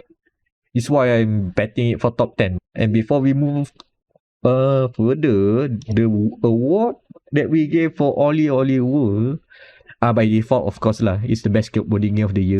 Yeah. By default. By default. Yep. But also, I there is actually one other skateboarding game released this year, and I'm still gonna bet this game is the best skateboarding game of the year. Yeah, and best chill hop. So you have best hip hop, you have best chill hop. But Come on, Grimes, give them the awards. a bit different. It's a bit very different. Despite being like sort of like rap infused, but there is not really a rap. I don't think there are lyrics. Probably there aren't really lyrics in the song selection, but it has the similar vibe, but more chill, very relaxing. Chill, yeah, which is ironic for a game like that will make you suffer over and over again, and it's all by your own doing because you want to hit the retry button because the retry button is there. Just start, restart, pop, restart, pop, restart. Yeah, OlliOlli World. All right. So next up, we have our only Nintendo representative out of, I guess what? How many games did they release? 5, 6 from the big end, but only one gets qualified in our Game of the Year qualifiers, and that one is Pokemon Legends Arceus, and it's fighting for, really enough, best meme generator. Solely due to the fact that because in this Pokemon game, every Pokemon wants to kill you. Kill Red Eyes. Because that's news.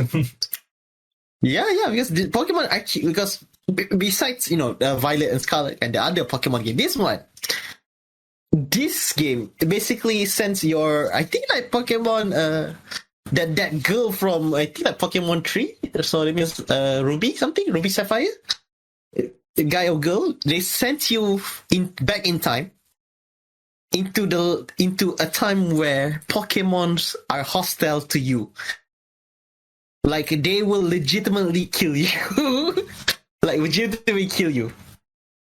And I guess most of the fan art and memes are just that, just Red Eyes, I will kill you here and now. And judging by you guys' surprise sound, you don't. Yeah, this game is different. That's why it deserves the spot here, due to the fact that it's just different than other Pokemons. No professors, no nothing. You are literally in the start of the Pokemon era. Oh. So yeah, but somehow they've already invented Pokeballs. But don't worry about that. Don't worry about that. Don't worry about the details. Don't worry about that. We invented Pokeballs. Don't worry about that. So it also, besides being here on the best meme generator, it also wins its side award of, well, no contest at all, best Nintendo game. So congrats, Pokemon Company. Come by Malaysia if you want this award. We'll give you. What can we give, Matt, to them? Signed I guess a plaque. a plaque. Listen, we are still waiting to give Yoko Taro our. Our plaque. Yeah. If he comes back here again for some reason or another, I will give him that plaque for 2017. Even though it's a bit dusty, I will give it back. I'll give it to him. And then maybe like stick a thumb drive kan. Like, here's the latest 2B punya stuff. Oh my god. So, congrats Nintendo. That's your one and only entrance.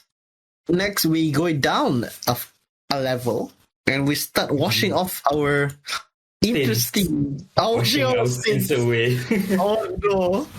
Yeah, because it's Powerwash Simulator by I don't know, I forgot the developer's name, but they are published by Square Enix. Future Labs. Surprisingly. Future Future Labs. Labs, yeah.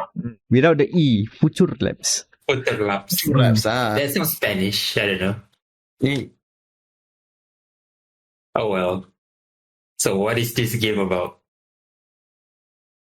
It says on the tin basically. It's a power washing game. Yeah, Yeah. it's a power washing game. Yeah, you, the player, move to a new basically town neighborhood. Yeah, and you start a business as a power washer, and build your business from there. So you move from let's say power washing vehicles, bikes, up to what, fighter planes, helicopters, big buildings, subway station, yeah, the whole 9 yards. Yeah, I'm pretty sure an old F1 car as well, like a 60s F1 car for good measure. Yeah, everything in between, from Yep. the small things to the big like buildings and stuff.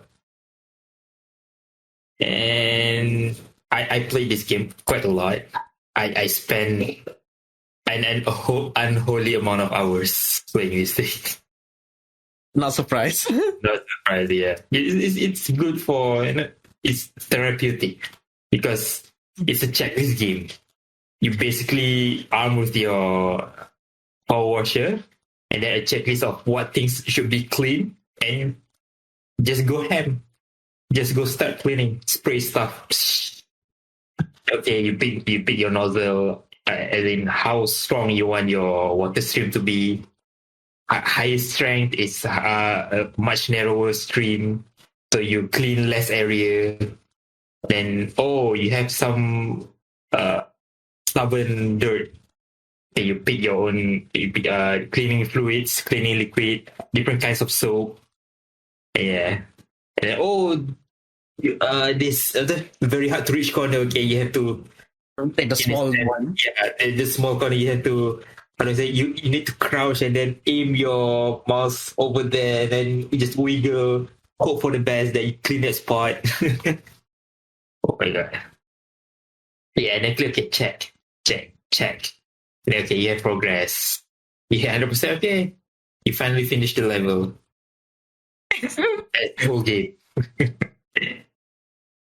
And then okay, you finish a level, you finish cleaning one level, you get some cash, get some money, you can upgrade your equipment, you get better power washer, you can buy different skins for your power washer, your gloves, your suit. They buy what? New cleaning liquids, yeah. Buy new attachment for your power washers. So yeah. Because different attachment makes for different effect. So because let's say one of the levels, you have to clean the mayor house. So you have to buy a long ass nozzle to reach, because you cannot enter the mayor's house. You have to clean it from outside the gate. Oh my god, that sounds so annoying. Very, very annoying. Holy hell. What else? Yeah, music is cool. So it's a therapy game, in my opinion. Very chill. Yeah. As for the side awards, Oh yeah. They It's won. a best checklist game. Because Yeah. you're literally checking the checklist. Next. Yep, he won the checklist award. Checklist award. Yeah, this is not a game for everyone. However simple it is, this is not for everyone, because some people want some creativity in approaching stuff, because this is also essentially a puzzle game, but it's like a linear puzzle. Just do this thing, and then that's it. It's not a lot of creativity in here, but it just something to spend your time. But that's Powerwash Simulator. Next on the list. Next on the list, we have. Oh, this is, I think, one of the games that Mac was interested, even though there was a lot of veto by quote unquote fans. It is Return to Monkey Island, isn't it? Return to Monkey Island. Monkey.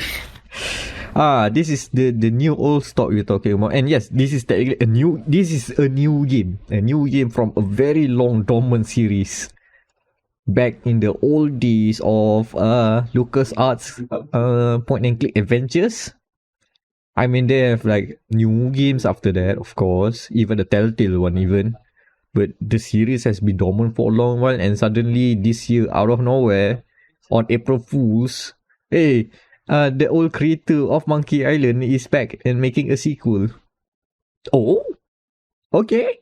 And is a direct sequel to Monkey Island 2. Oh, okay. Fans of work out. It has a new art style. Some people say, but still, despite some of the hullabaloo about the art style change and whatnot, right? Return to Monkey Island is a very much a return to form to the heydays of Lucasfilm games this time around, right? The point out and click adventures there, but without all of the quirkiness of being a point and click adventure where you have to do funny stuff to complete the game, and some of the funny stuff does not translate to everyone. Who expected a chicken with a pulley in the middle is a good zip line? I don't know back then, but now I know. Yeah, a chicken with a pulley in the middle. Very specific stuff. So, not only is it successful in terms of returning to Monkey Island in terms of gameplay, but it's also a successful continuation of the story. You still have your Guybrush Threepwood Mighty Pirate as your bumbling himbo who tries his best to be a menacing pirate, becomes of like a very normie person trying to be a pirate as if like he's being think of it as a person who goes into Disneyland, into Pirates of the Caribbean ride and pretend to be a pirate. That's kind of the Guybrush Threepwood is. Okay, now it makes sense. And yes, I've specifically used that analogy because there's a lot of like things that call back to that specific kind of experience. Because Monkey Island is sort of a pirate game, but sort of not a pirate game. More like a... I want to dance around still. But that's the joke is that it's sort of a pirate game, despite being really about pirates. Like, and the jokes themselves, this is a comedy game, and the jokes do land. At least for me, it lands. Like some of them have involved a lot of like old world references being not old things that have changed in the past generation or so. Like, instead of making key locks, now locks can be some of the key can be created by checking the code, the serial key. Yeah, that's a thing. And then you have your very timely reference of scurvy plague. Other than some people have some pirates have been caught getting scurvy, and they are not aware that scurvy is not contagious, but they have to be quarantined. So there's a whole puzzle about spreading the word of, this is how scurvy is treated, which involves making a very questionable marketing material, which involves a very questionable salesman, which involves someone have done something about getting people out of jail, which involves making keys. So yeah, it has a lot of those 90s style point and click adventure where you do this to do that and do this to do that, which leads you to do this and then you do that.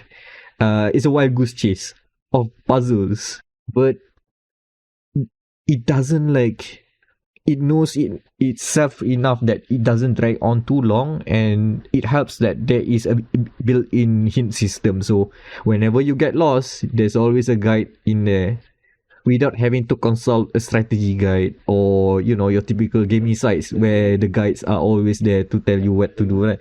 It's all in game. But yeah, as a return for the series, it's a nostalgic trip for fans, and I'm not sure if it lens on new people who are not familiar to the series, but it's actually an interesting way of checking out a point and click adventure without going back to the roots. And also it's on Game Pass. Yeah, eventually Yeah, it's on Game Pass. it's now on Game Pass. I mean, I played it without Game Pass, but still, this is a good way. Similar to Chinatown Detective Agency, where point and click adventures are dime a dozen. Yep. But now it's here. There's plenty of them apparently. So, and it's a risk-free way to try out these games on Game Pass. Right. Yeah. Okay. Oh yeah, the ending sticks the landing. But we'll talk about that later. Oh yeah. That side award, have we told them what is the side award for the game? The side award for Return to Monkey Island is the best new old game. There's plenty of best new old games. I mean, there are plenty of old games that are getting new entries. But I think in this list, the best one to qualify is this one. Yep. So this is not just ham-fisted. This is an actual award. At least among the side awards. This is the very super serious award, guys. Come on. Despite being very specific, what do you define as new old game? Exactly. Don't question it. Just feel it. It works for now. Just roll with it. So what's on the next game? Oh, all right. Next we have an interesting one. This is actually a late entry to our Game of the Years because we had one game that was a surefire entry before it didn't happen. Let's not talk about that game. Let's talk about this game. Yeah. So we have Rogue Legacy 2 coming in last minute, and they are fighting for a place in the best indies. And I agree with that statement. It's actually a pretty good indie. Betul lah, Bek? Do you know a lot of roguelikes that are coming around in the indie space? Plenty of roguelikes, right? Mm-hmm. But I think, I mean, I know people are very looking forward to a very specific roguelike game. Roguelike. Let's use it interchangeable for the sake of this discussion. I know there's technicalities, but let's just roll with both of them being the same for the sake of it. So I know people are excited for another game that is also a roguelike that is coming out maybe next year or so, and the original game is a very good roguelike. But Rogue Legacy 2 has a legacy that it has to live up to. It rhymes. That is because that's actually quite a good rhyme because they are technically the granddaddy of roguelikes.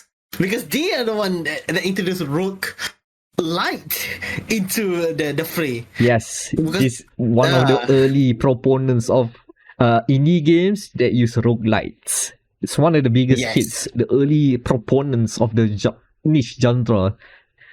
So it's a big deal to see them having a sequel, and it only releases version 1.0 this year. And as a full product, as a completed game, it is a very complete experience in a way that it enhances all of the stuff that you remember of Rogue Legacy. But if you go back to Rogue Legacy now, you'll feel that this game has been a little bit dated. Like it was, it's the case of you can feel that the genre has gone so far and away since Rogue Legacy was around. Because nowadays you look at that game, it's like, that's only the classes is just like that. The enemy variety is just like that.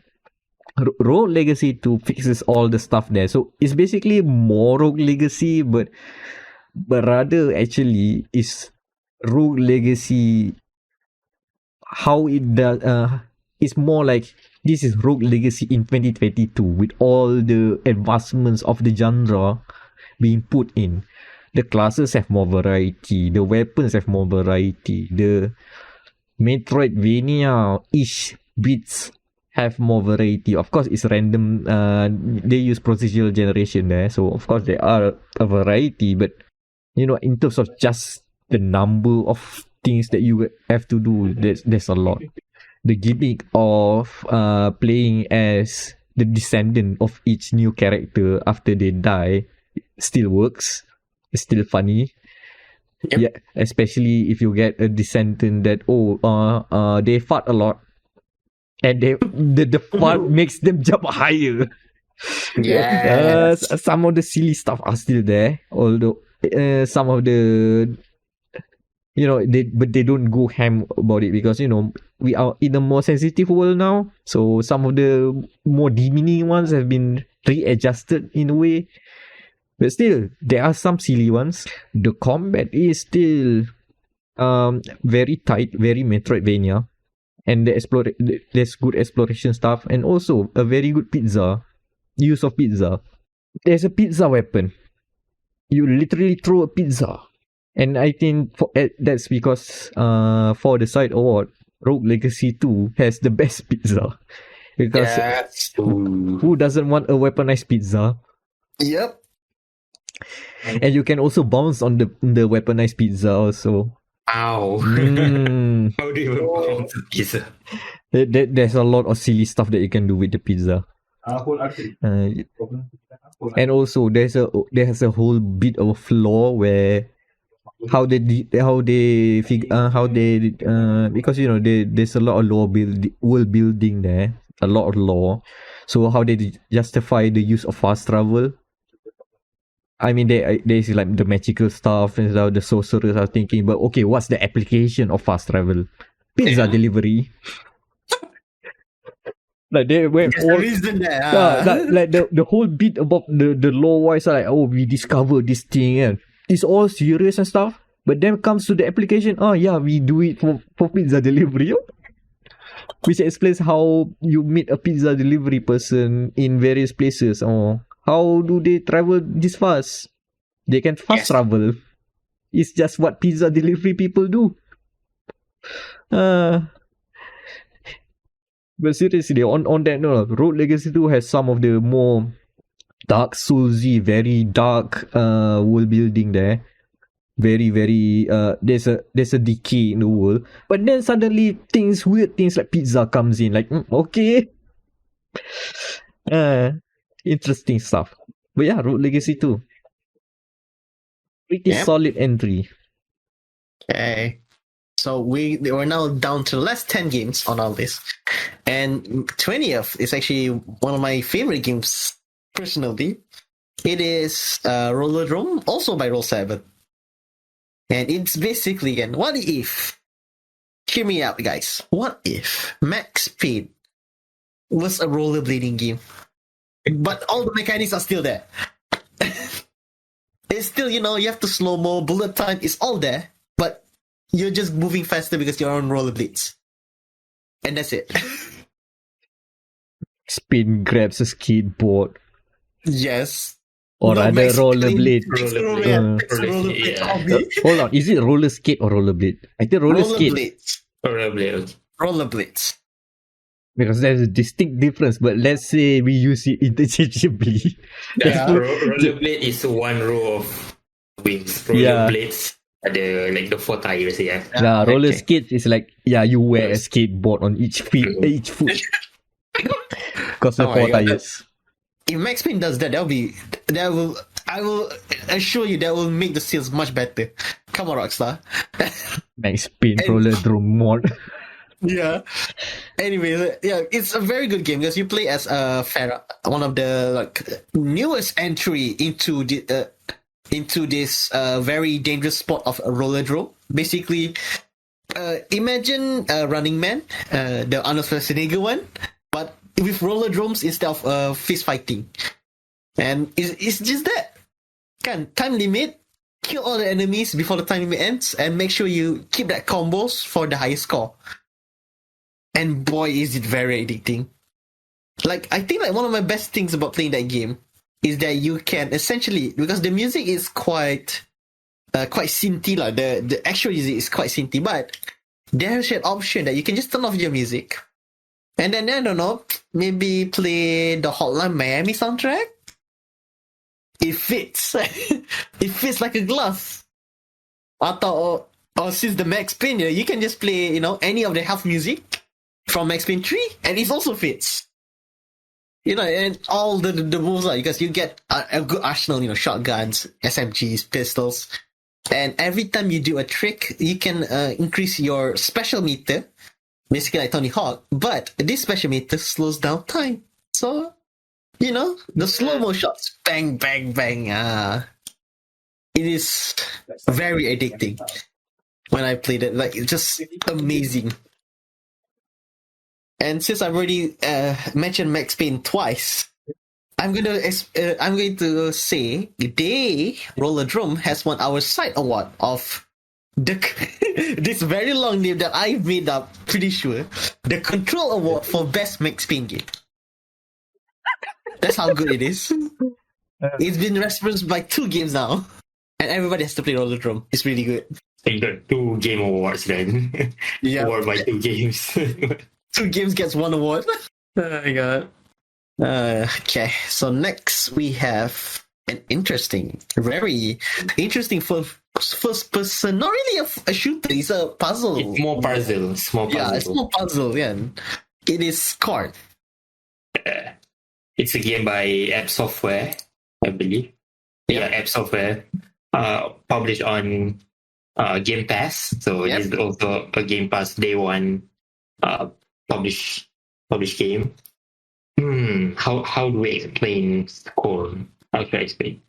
It's a puzzle game, but it's more of a not tech demo. It's more of a art installation, I would say, because the main attraction of Scorn is what's the interpretation? No, interpretation. What's it? Yeah, I think it's interpretation. Yeah, that's the interpretation of HR Giga's art style in the video game.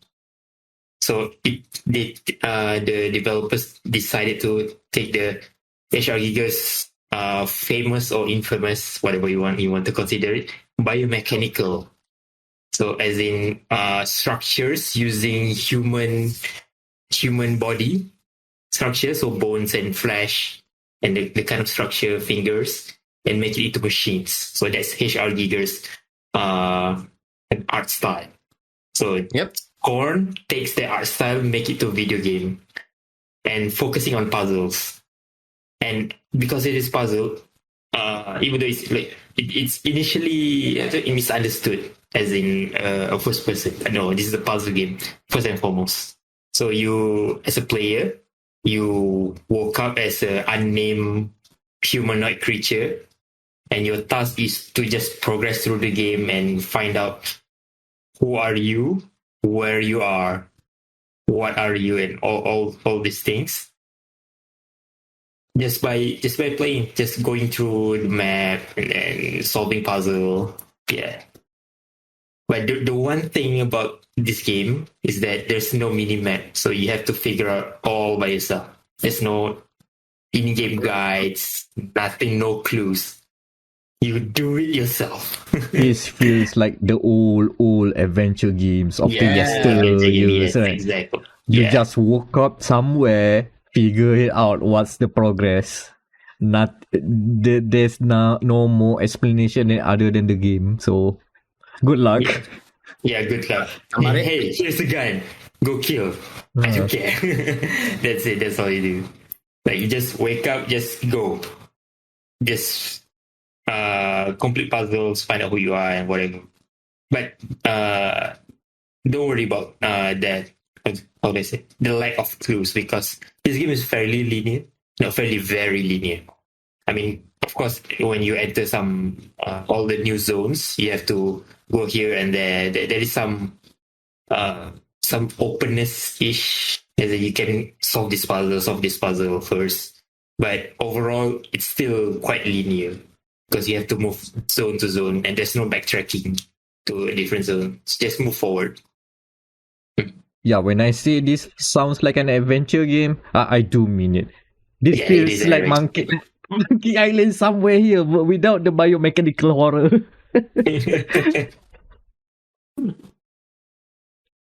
Yeah. Any other notable stuff? I mean, to be honest, there's not a lot of notable things about Scorn other than the art style, which is very faithful to the HRGO. If there's an award for best art interpretation, this will win. Scorn, just hands down. Let's see where it goes on the best aesthetic when we get there. Mhm. So what are the side awards for Scorn? HR Giga Award. Easy. Easy. The easiest win. I mean, okay, some you may ask, okay, this is unfair because this is the only game with Giga the art style. But no, we can retroactively apply this to like past games too, I think. What are the games that have these biomechanicals? Why do I think about Bionicle for whatever reason? Bionicle. That's biomechanical stuff, but not the horror. Well, without the horror. Unless you count the Lego movies about it. That's another topic Yeah, that's a altogether. different kind of thing, yeah. But I guess, I mean, it deserves it and it's okay. Exactly, we can put it as a HR Giga Award because of Yeah, it. HR Giga, yeah. I mean, There's- if next year there is a Giga-esque game, we'll be sure to try and bring it up if it's good Yeah. enough. Exactly. Hmm. Like, also, yeah, because it's on Game Pass, so everyone can try it. Just pay like 15 ringgit a month, yes. You can try Scorn. No other not a lot of things notable in here. Like, there is some awkwardness in the combat. And then, how do you progress through the puzzle? Because no guides, no clues, it's obtuse in and of itself. So, yeah. But it's an experience. Like, it's more old school than a modern game. Yep. Especially like the first puzzle is a slide puzzle, so imagine. Oh my god, yeah. It is an adventure game. I mean, there are a lot to do that. It's an adventure game. It's an adventure game. So it's a classic in a modern and high fidelity. Yeah. Rapper. This is the sort of game like in 20 years' time, when the Law Gaming will do a whole video and just discuss, look at how ridiculous this game is, how obtuse it is. Because it gives that kind of energy. Yeah, Scorn. Scorn. Scorn. Next on the list. Oh, we have, I'll say the underdog of the year, Signalis. I'm surprised this is here. Yeah, this one is also another recent entry into the list because it is I think I want to say that It's close to the cutoff date, so we sort of like almost missed it. Yep. And what can we say about Signalis without spoiling it? Because okay, I think we can just give it, since it is fighting for best indie. Yes, and best aesthetic, best story. Since there is fighting for the best story, I think I can give you the TLDR. You are an android, like, to be android, so that means an operator. I don't remember her name because it's very vague, but you are finding a lost one in an abandoned Colony, I think. like army base basically. Army base, okay. Yeah, and that's it. That's all you only have to do. Oh yeah, I think I can spoil you the first hour. The first act. The first act will see you get a blue screen for no reason. Like, imagine playing a game like that and then suddenly a blue screen. You might get scared. Was it real? Is it not? Because I think like the mystery of it all is like, it's an old ass punya base kan. Tapi you don't know why I did that. It's very Silent Hill. It's very Silent Hill-esque, basically. And I do like that. Does this game have like fixed camera as well? Or am Yes. Yes. There you go. You move through zones. Of course, you have, let's say, different zones. Okay, you switch camera. Yep. It has a top-down, as in like a top-down view, and a first-person view. Yes. It's dynamic. Yeah. And then the graphics is basically PS1 without the jitter. Yeah, without the fuzziness of The fuzzy PS1. jitter, yes, of PS1. So It's very retro. So emanate Silent Hill 1 energy, Metal Gear Solid 1 energy, Resident Evil 1 and 2 energy. Yes. And Those somehow games. Nier Automata. Yeah, and somehow Nier Automata as well. Yeah, That's yeah. how the jack of all trades, lah, basically. Okay, I just needed that reference point. Yeah, makes sense. I can see it Yeah. now. All right. And then of course there's the Silent Hill hint over there because this sort of a survival horror-ish game because you fight reanimated enemies because you as an android, right? So a bionic android that reanimates, that come back to life, and then they want to kill you. And of course, to defeat them, you get guns and then some melee weapons. Yeah. The biggest criticism I have of Signalis is the inventory management. Oh yeah, because it's too faithful. Yeah, it's faithful to the point that it's too faithful with the inventory. It's faithful to a fault. The inventory management is like terrible. You can only have six items. Six slots. Yeah, but of course the one slot you can stack multiple stuff of the same item. But yeah, you have 6. Combined herbs, ammo. Yep. Yeah. Certain things you can combine. Let's say you have I forgot, is it spanner or is it spanner? Yes. And then a nut head or something. Okay, you can combine. So instead of carrying both. Sort of game. Yes. Inventory Tetris, Resident Evil style inventory. Gacha. Stuff. But okay, maybe you worry about your inventory. Don't worry. Because every level have basically a safe room with a box locker, locker box, so you can just transfer stuff safe. So not a lot of worries when it comes. It's just a bit tedious. It did not detriment your gameplay, just make it tedious. It wears its influences on its sleeve and show it very loudly. Loudly. Okay, I gotcha. So what does Signalis get? What side awards do we give Signalis? I think like I've already mentioned it 5 times already. In just that sentence, they get the Silent Hill award for the best interpretation of Silent Hill. Don't worry. We'll get a Silent Hill game next year. Yeah. If you want a Silent Hill without the Silent Hill tag, Signalis is the game. Yep. You can really feel it. Next on the list, we have the solo Final Fantasy entry in this one because one game missed the deadline. Looking at you, Crisis Core. So we have a very early entry. Actually, it releases in January, end of January. Stranger of Paradise Final Fantasy Origin. I mean, it is essentially or as people would say it, the chaos game. Jack Final Fantasy and his obsession of killing chaos. Yeah. Yes. Like how do you like your chaos? How do you like your chaos? It is. I think I can just spoil the first hour. How do you meet your team partners? Oh yeah, I got a crystal and it's longing for violence. Hey, me too. Let's go and kill chaos. Wow. That's it. That's how you start the game. No. Like macam Final Fantasy 5 kan, like 15. Like, oh, look at this all long punya intro. No. We just we found crystal. Oh no, it's going blue red. You too, huh? Okay, let's kill.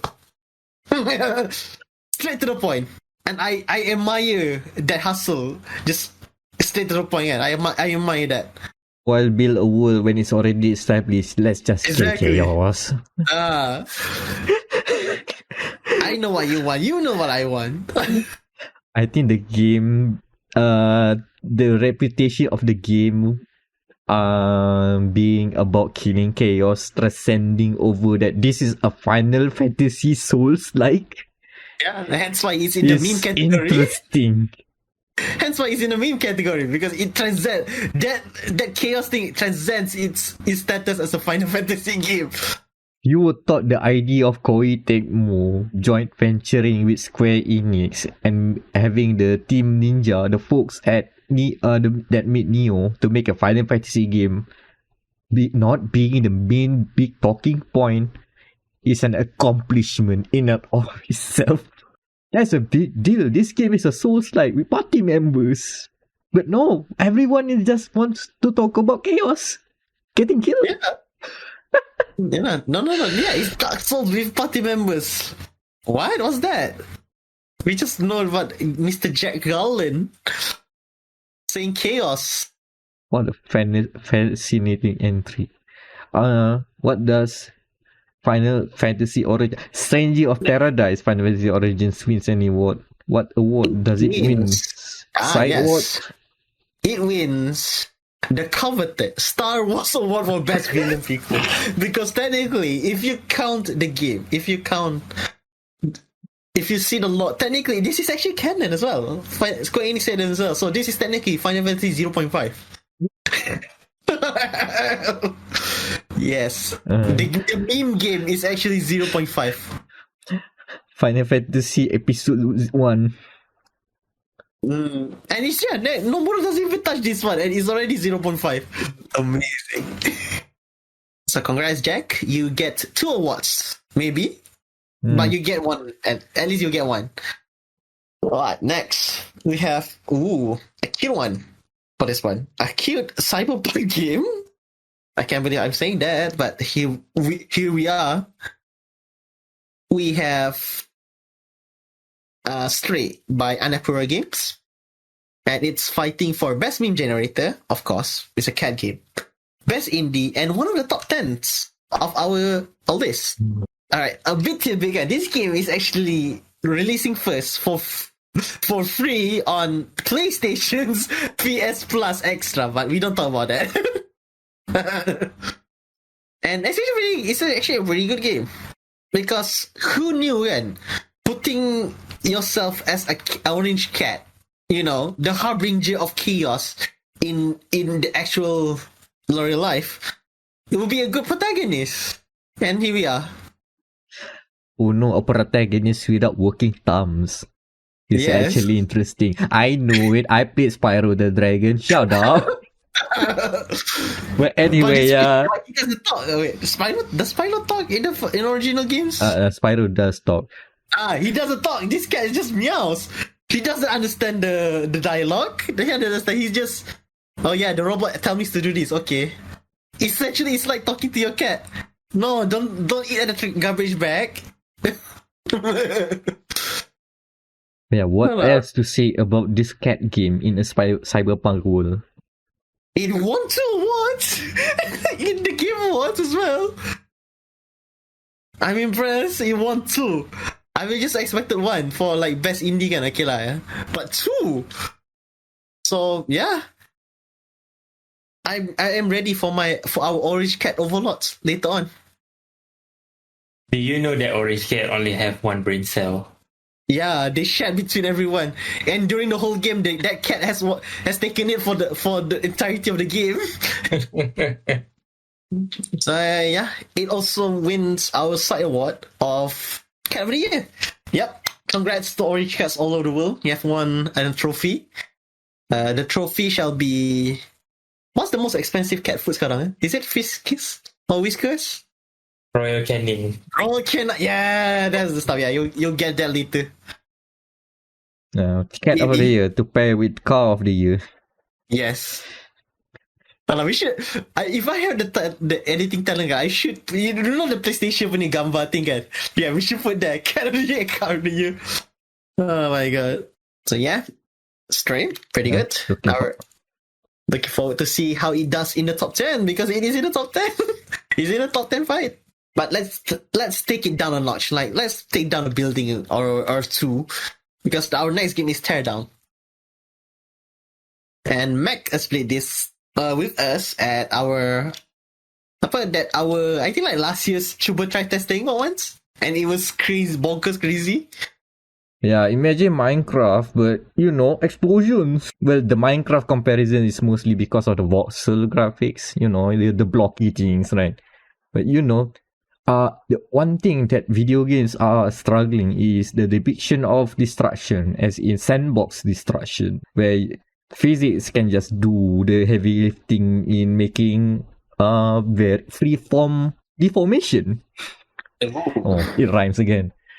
But that's the beauty of Teardown. At least from the technological standpoint, this game is wonderful to just see explode. Just stick a C4 on the building and see how it crumbles, and it crumbles as satisfying as you expect. See how fire gets spread out, and with a lot of the mod support, it is also weird things that can be put as weapons in Teardown. Some of the glimpses we saw was a mod for Thor's hammer, and using the power of lawyers shouting objection to cause destruction, which is mind blowing, or rather door blowing, building blowing.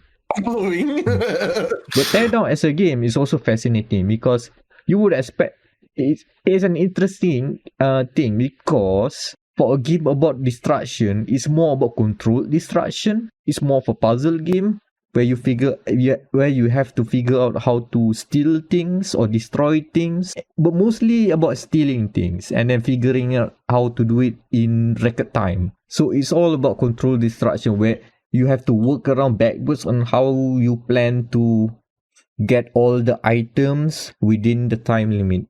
Basically, you have to plan the speed run. Oh. In some ways, this kind of feel like a put off, because all this destruction, and what you're gonna do, you have to make puzzles out of it. And I get the frustration, but the fact that it is very novel, and the fact that it's not something you see out of the releases out there. Sure, you can argue it's more of a tech demo, but the fact that this sort of game somehow exists is something to be celebrated. Similar to how Scorn managed to get on this list, right?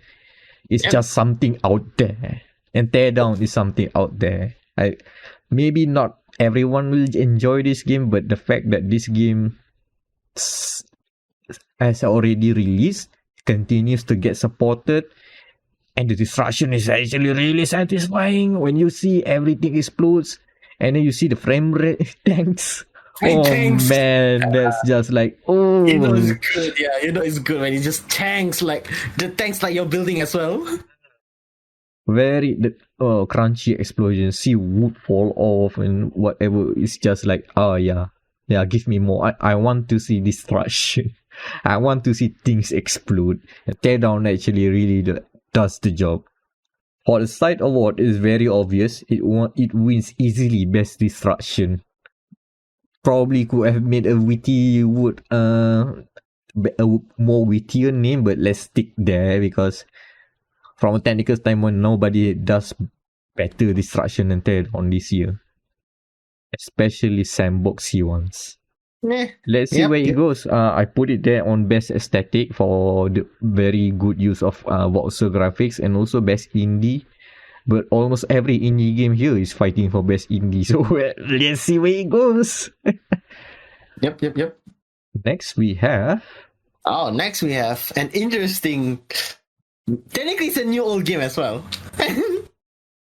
But this is a question mark a lot, because it's advertised as a remaster.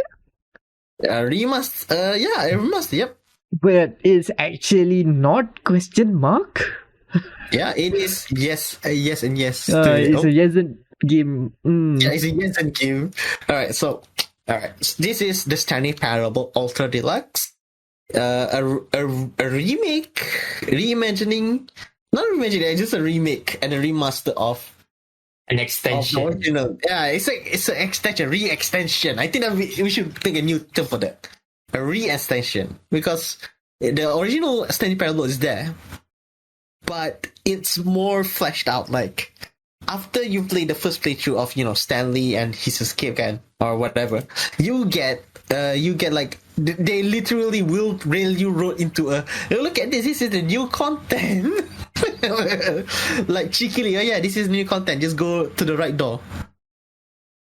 And it does a good job like macam parodying remasters all about like it. Like they just constantly just say like, oh yeah, Stanley, remember that time when we played it 2013? It's very fun. See, I even have they literally brought back all reviews from the game back then as well. Just to like make it funny as well.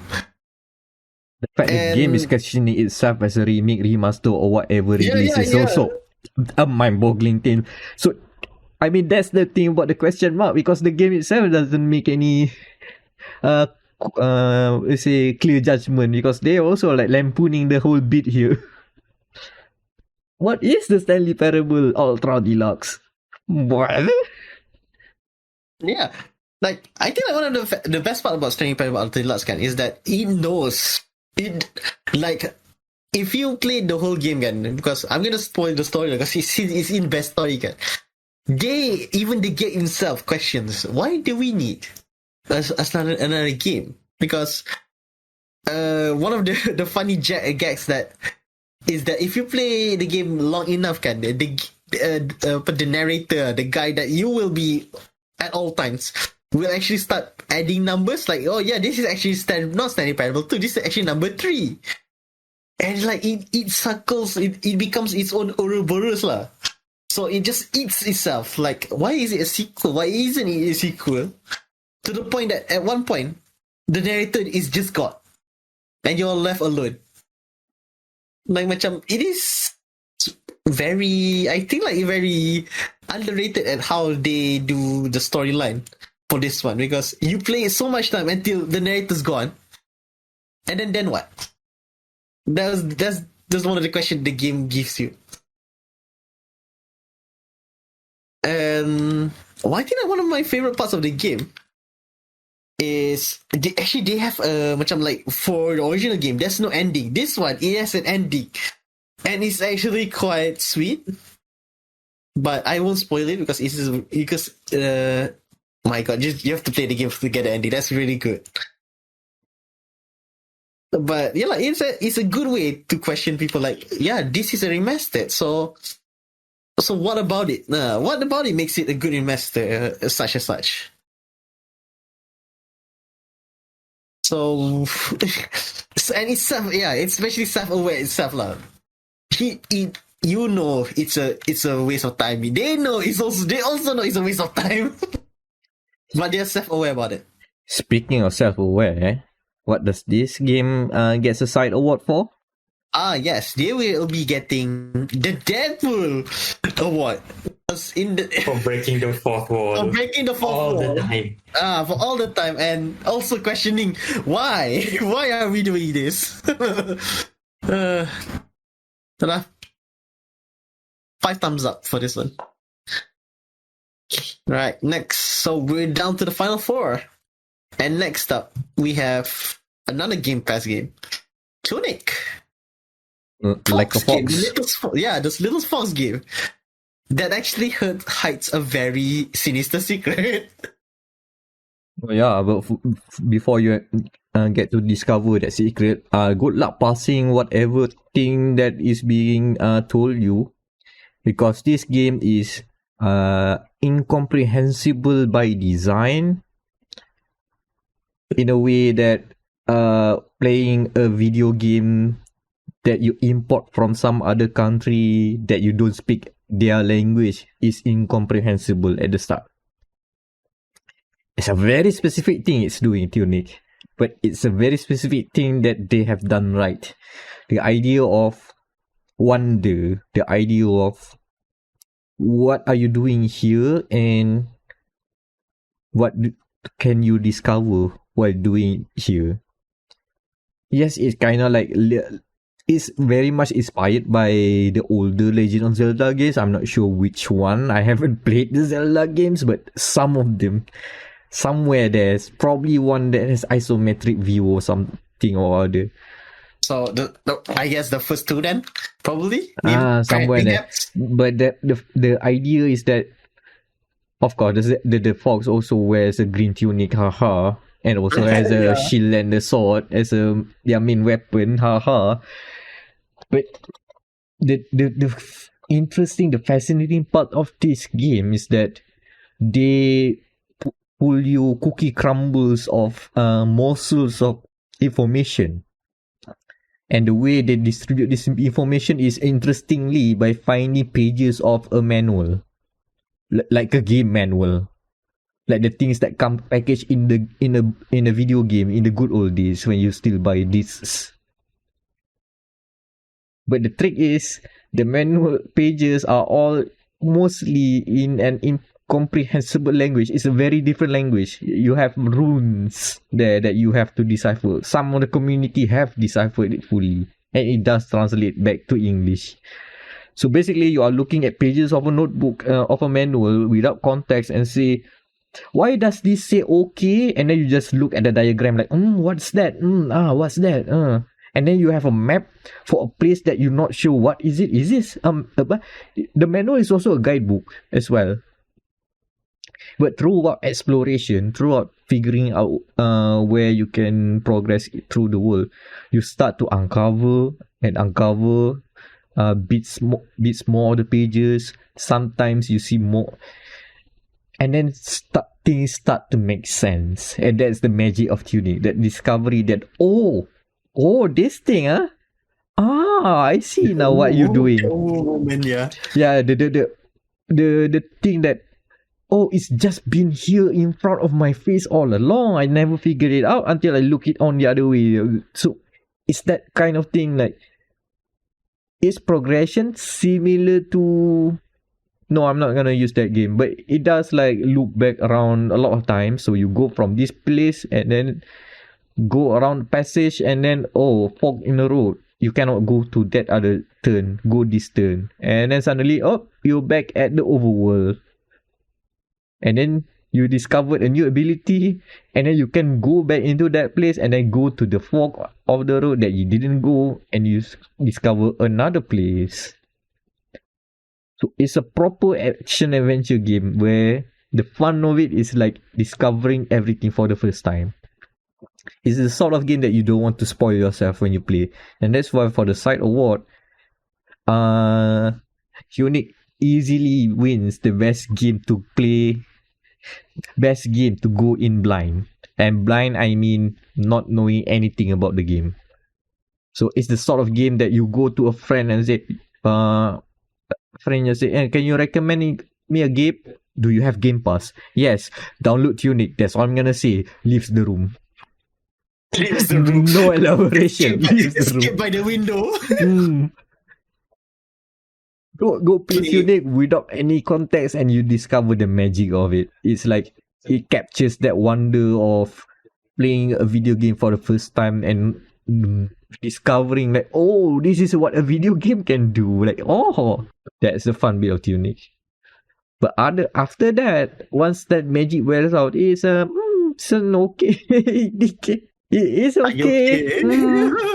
I mean, there are boss fights. There's accessibility options if you need to progress through the game and to make the boss fights easier. But yeah, there are boss fights which you may or may not be frustrated on. And yeah, the checkpointing system is very reminiscent of a modern game that I'm trying to avoid saying. No, this is not the Dark Souls of indie games. Yeah, Tunic. As I've mentioned, it's contending for best game on Game Pass and probably have a shot at best indie, but we'll see how it pans out. Right. Right. So next on our list, we have a very interesting indie game. It is also on Game Pass. It is Vampire Survivors. Fighting for best game in Game Pass, as usual. Best indie, and also one of the top 10s. Yeah. This game. Yeah. No, okay. I want to start with a nice hypothesis. Is it a very good what's it called? Reverse bullet hell? Yes, because the tagline is "Be the bullet hell." My personal tagline for this game: "Be the bullet hell. You are the bullet hell." You bring the chaos. You bring the chaos. And The this agents of chaos is on your hand. And this game practically invents a genre overnight. Yeah. The reverse bullet hell thing suddenly pops off this year with many other vampire survivors like.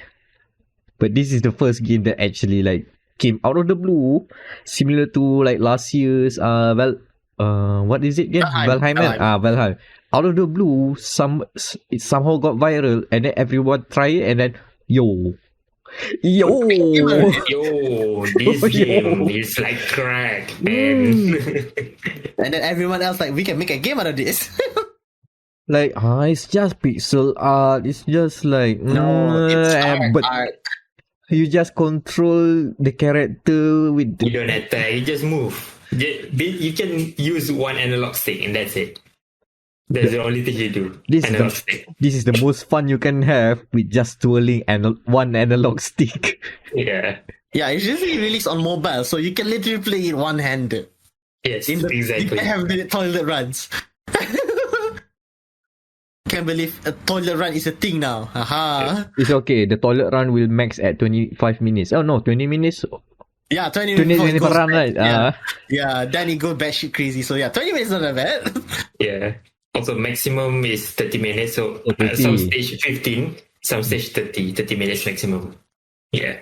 Okay, 30. Yeah, I was referencing that there's a hard limit to a run in Vampire Survivors. And the moment you hit 30 minutes, the Grim Reaper will come and kill you. Yeah, like nah, So it's like a hard limit. die, my dude. We don't have the memory. We run out of memory, man. It's a very easy game. Like that's all you do. Literally, just move around. Weapons will automatically aim and kill. Mhm. Then you collect gems to increase experience. Once you increase your level, you pick one upgrade for your. Pick one upgrade, either weapons or extra like perks. Mhm. The meta weapon is garlic. Okay. Yeah. Always have garlic. Ironically enough. Obviously, Vampire Survivors. Yeah, but Ironically enough. yeah, ironically, but even in a practical sense, because it surrounds your character, and also it applies like a DOT, damage over time. So you don't have to wait for it to just shoot out and then travel and then hit an enemy. So you can, if you have 10 enemies surrounding you, you can hit all 10 enemies with your garlic And area of effect. and turn the game into an idle game. Mhm.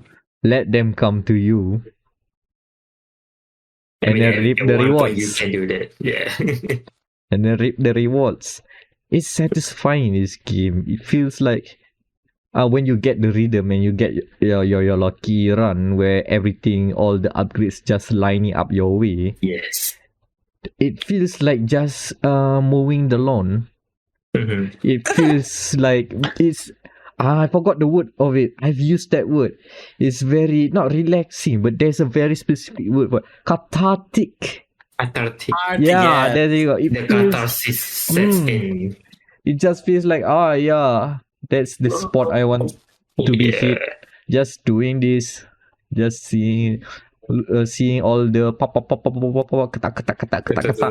Numbers go up. Numbers go up. I mean, the sprite work may be like that, but it is compensated with a very strong soundtrack. A good balance. Songs to make bullet hells by. Yep. Song of Mana is always on my playlist these days. Yep, same. I cannot unsee Vampire and Italy every time I see this.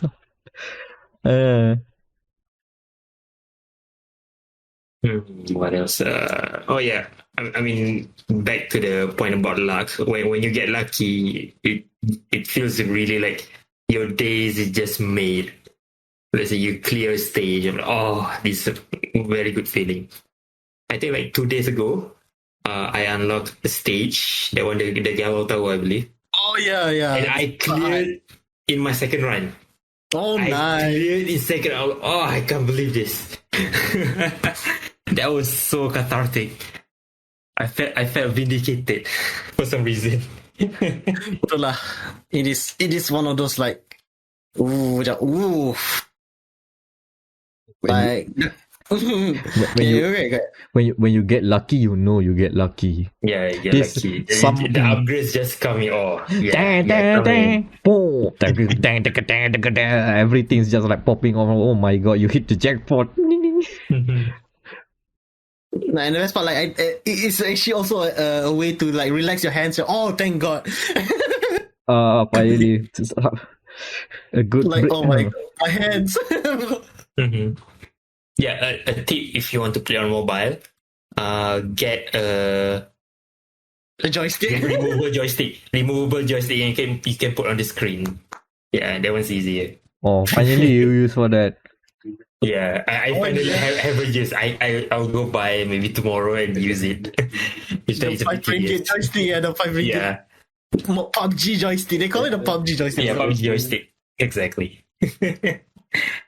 It's a really, really good game. For the side award, obviously we got for this game's major influence in the trajectory of 2022. It came out in early access early this year, and it full release And it's 1.0 speedrun as later well. this year. Yeah, it's speedrun that as well. And during that time, many other survivors like game has cropped up. So obviously we have to like commendate it with the Trailblazer award. Also because I mean when you blaze a trail, you leave a lot of gems in Vampire Survivors. I guess that works also. Yeah, let's see. It's on top 10. It's in the Game of the Year discussion. So It's in let's the see top where 10. it goes. It's also a Game Pass. Oh, strong. And as always, on the best indie. Woo. Let's see where this one lands. Alright, so next up is the final two of our top 30 list. Next up, we have Weird West by Devolver Digital. And it's fighting for also another game on the best on Game Pass. And yes, the best story and best indie. Ooh. Oh, I'll just say it straight right now. It is an immersive sim. So casuals get out. I'm sorry. Yeah. But very So how- interesting in ImSim though, because usually ImSims are in the first person and have high fidelity, but let's see how ImSim elements are represented in the indie scale. So what we got is a top-down game we mostly describe as an action RPG / immersive sim. But the ImSim stuff is still like very strong. You can feel it outright. There's a lot of like interlocking systems and mechanics that can pop off accidentally or not. There were times where I accidentally shot people who are integral to the story, yet the story goes on. Oh yeah. Do you kill the? I think when I played this on Game Pass, I accidentally killed one of the store clerks. And then okay. Game continues. But Whoops. but it's also interesting where if you keep some people alive, they will haunt you back or they will come back to the How story. dare you kill my husband, my shopkeeper husband? Wait, that was your husband? Yeah, exactly that. My favorite bit is that the protagonist from the previous chapter suddenly appears back and they realize something is happening, and now I would like to be your companion. Like, you level me up already, so I wanna be your companion. And they have all the stuff that they previously had. So that's interesting. And if you leave some people hanging or you are in a rivalry with someone, they will pop up suddenly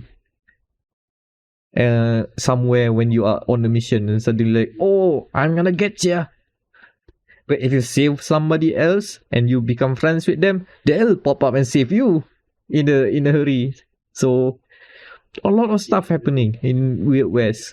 And the fact that there are like missions are exactly that, missions. They specify an objective, How you do it is up to you.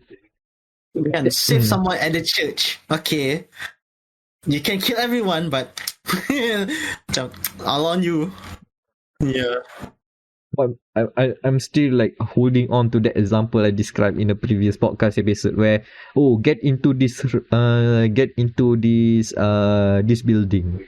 How do you do it? If you go the long road, you talk to everyone and decide to go join a local duel and win that, and then win trust of the other people, and then you go in. Or otherwise, you can blazing baby. that. But my favorite bit is that I stack barrels and somehow climb a platform my way into the building, crash into a window. Nobody saw that. Thank God. And then sneak around and get the stuff I need, and then go out. No one's the wiser. You can do that. It's allowed. There are content that you can totally skip. There's no mistakes. You just run with the punches. It's always fun like that. But if you want to save scum, you can do that too. You can play as lame as you want. The game does not judge you. In true ImSim fashion. In that spirit, the side awards for Weird West we have. First is the Deus Ex Award for Best Immersive Sim.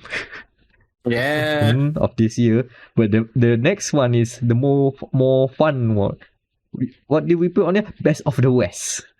Best of the West, because there's why do we have this award name? Because there's 3 different West games out this year. Blood West, Evil West, and Weird West. Guess who won? At least here it's Weird West. Yeah, this one is here West. The West is weird, not evil, not blood. Somehow, 2022 has too many West games. Oh my god. Best of the West. So that's West. And let's go down to the last one. Yeah, we should park ourselves into the final of game in our category. And that is you suck at parking. Because, I can agree on that. Describe you suck at parking. Not literally you sucking at parking, but the game. It is a parking game, yeah. Here is What's a parking game? Yeah, it's a parking game. It's a parking game. Yeah. It's written on the tin. Literal. And you suck at it. It's like macam the game kan. How do you play? What's the gameplay loop here? The game is you have a car. You cannot brake. You cannot brake unless you want to stop the car fully. Yeah, that's it. And then go to the designated parking spots. Yeah, you have to go to the designated spot, which may or may not be mine. Depends on the level.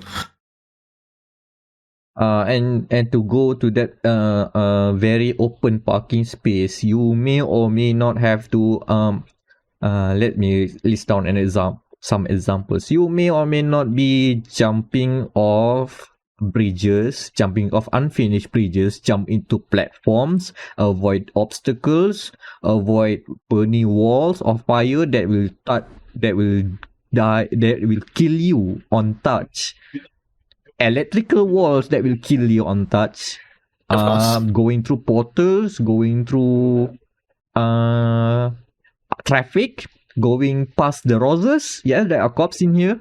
Yep. I remember that level. Oh my god. Else, there is like a rotating electrical wall of doom, rotating fire wall of doom, missiles, mines, homing mines. The list goes on. Oh, ice roads with mines on it, ice roads with homing mines on it. Of course you suck at parking. Look at the odds. The odds are stacked. The odds are literally stacked against you, but yeah, you can park. You can park there. Like a true Malaysian, you will find a way to park. Malaysians will find a way. Small space, no worry. We can park. On the curb, no problem. Yeah, exactly. Yeah. This is As long as 4 tires in the spot, okay. Yep, we're 4 fine, tires baby. in that square, okay. That's all you need. But if somehow the car moves a little bit after you park, oh no, you have to repark. You have to go back and repark it. You have to press the button, the Oh reset button. no. It's a hectic game despite being a game about parking. And have you seen the multiplayer of this? Oh my god, yeah, I've tried Competitive it. parking. Competitive, the true Malaysian experience. Oh yeah, you totally can troll people. Like, oh, someone has entered the parking space but hasn't like confirmed yet the parking. They haven't confirmed the spot, right? The anti-impeding way, yeah. Oops, a little bump on the front there and nudges the car down into the sea. And you get the parking space. And they don't get a point. You get a point. Trolling is available in You Suck at Parking multiplayer. Wow, the true anti-driver experience. Wow. And we haven't factored in all the bits about jumping through the platforms, the portals, the weird gigantic punch box singlers and whatnot, the springboards. You Suck at Parking is definitely something, and it's not a racing game. Fascinatingly enough, despite being a game of cars and parking. And which is why they get the not which ironically enough, you're saying that they have won the side award for best non-racing game. Congrats. Best non-racing game. So we have a non-racing game that gets a fun award, and we have a car game that wins non-racing award. Yes, of course. Of course. Somehow it all circles back. We'll see how it contends in best game on Game Pass and best indie, which is almost every game here is fighting for. Yeah. But yeah, You Suck at Parking. No, not you actually, but the game. No, the game does not suck. All of us suck at parking. All of us suck at parking. Not gonna lie. It's a general statement, especially Parallel. That rounds up our top 30 list of the best games from 2022. Anything we miss? I don't think so. It's all 30. Okay, Yes. all accounted for. All accounted for, and yeah, pretty stacked list if you ask me. And I'm being biased, of course, because I have a hand making this list, so. I mean, all of us work together for this list, even though you make most of it. We agree on all of this. So yeah, Everyone has a hand in this, of course. Like, it's not just one person list. We have like an ensemble of games that makes up the consensus of all of us, and I think all of us agree on this list. These are quite the list. Yes. And a lot of variety as well. Mostly leaning on indies, which is also a healthy look.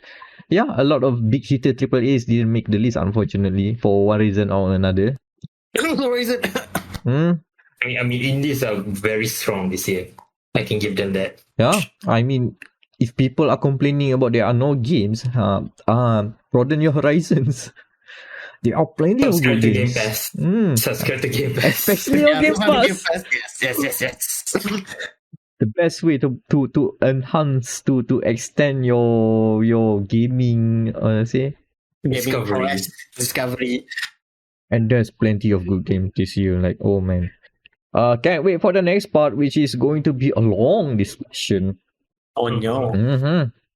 And we have already hinted before, there are like 1, 2, 3, 4, 5, 6, 7, 8 categories in contention, or technically 8. But actually less than 1. So we have best on Game Pass, best game on Game Pass, best game generator, best game we didn't play, best racing game, best aesthetic, best story, best indie, and of course the top 10, the game of the year. We'll see if there are maybe last minute additions or subtractions during the actual deliberations. But for now, this is the list we have here. So stay tuned for the next episode. So yeah, any last words from you guys before we wrap it up? I guess PS5s are returning, so nature is healing. Yeah, I mean, it's easier to find PS5 than the new touch and go cards. Oh yeah, those things are very hard now.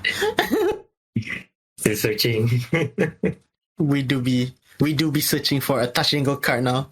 Is the current meta? Yeah, next year will be an exciting time for video games. But we'll see how it goes lah. How the distribution of games come to be. If there are a drought of AAA games, there's always the indie side of things to keep us entertained. Yeah, for now, this is the list. This is the top 30 games of the year from Gamer Malaya and Gamer Matters. Stay tuned for the next episode where we go on and deliberate and figure out the winners and figure out what's the actual top 10 games and the game of the year, because everyone wants to be the game of the year, but who would be? Probably not Elden Ring. Yeah. It won't be because we haven't played it. We did not play. Sorry, mate. Sorry, guys. So however it ends up, it's going to be an interesting pick nonetheless. So there you go. That's this episode of Dialogue Gamer Matters podcast, and this first half of the Gamer Malaya and Gamer Matters Game of the Year 2022 deliberations. And Video games. and video games it is. This part is close to 3 hours.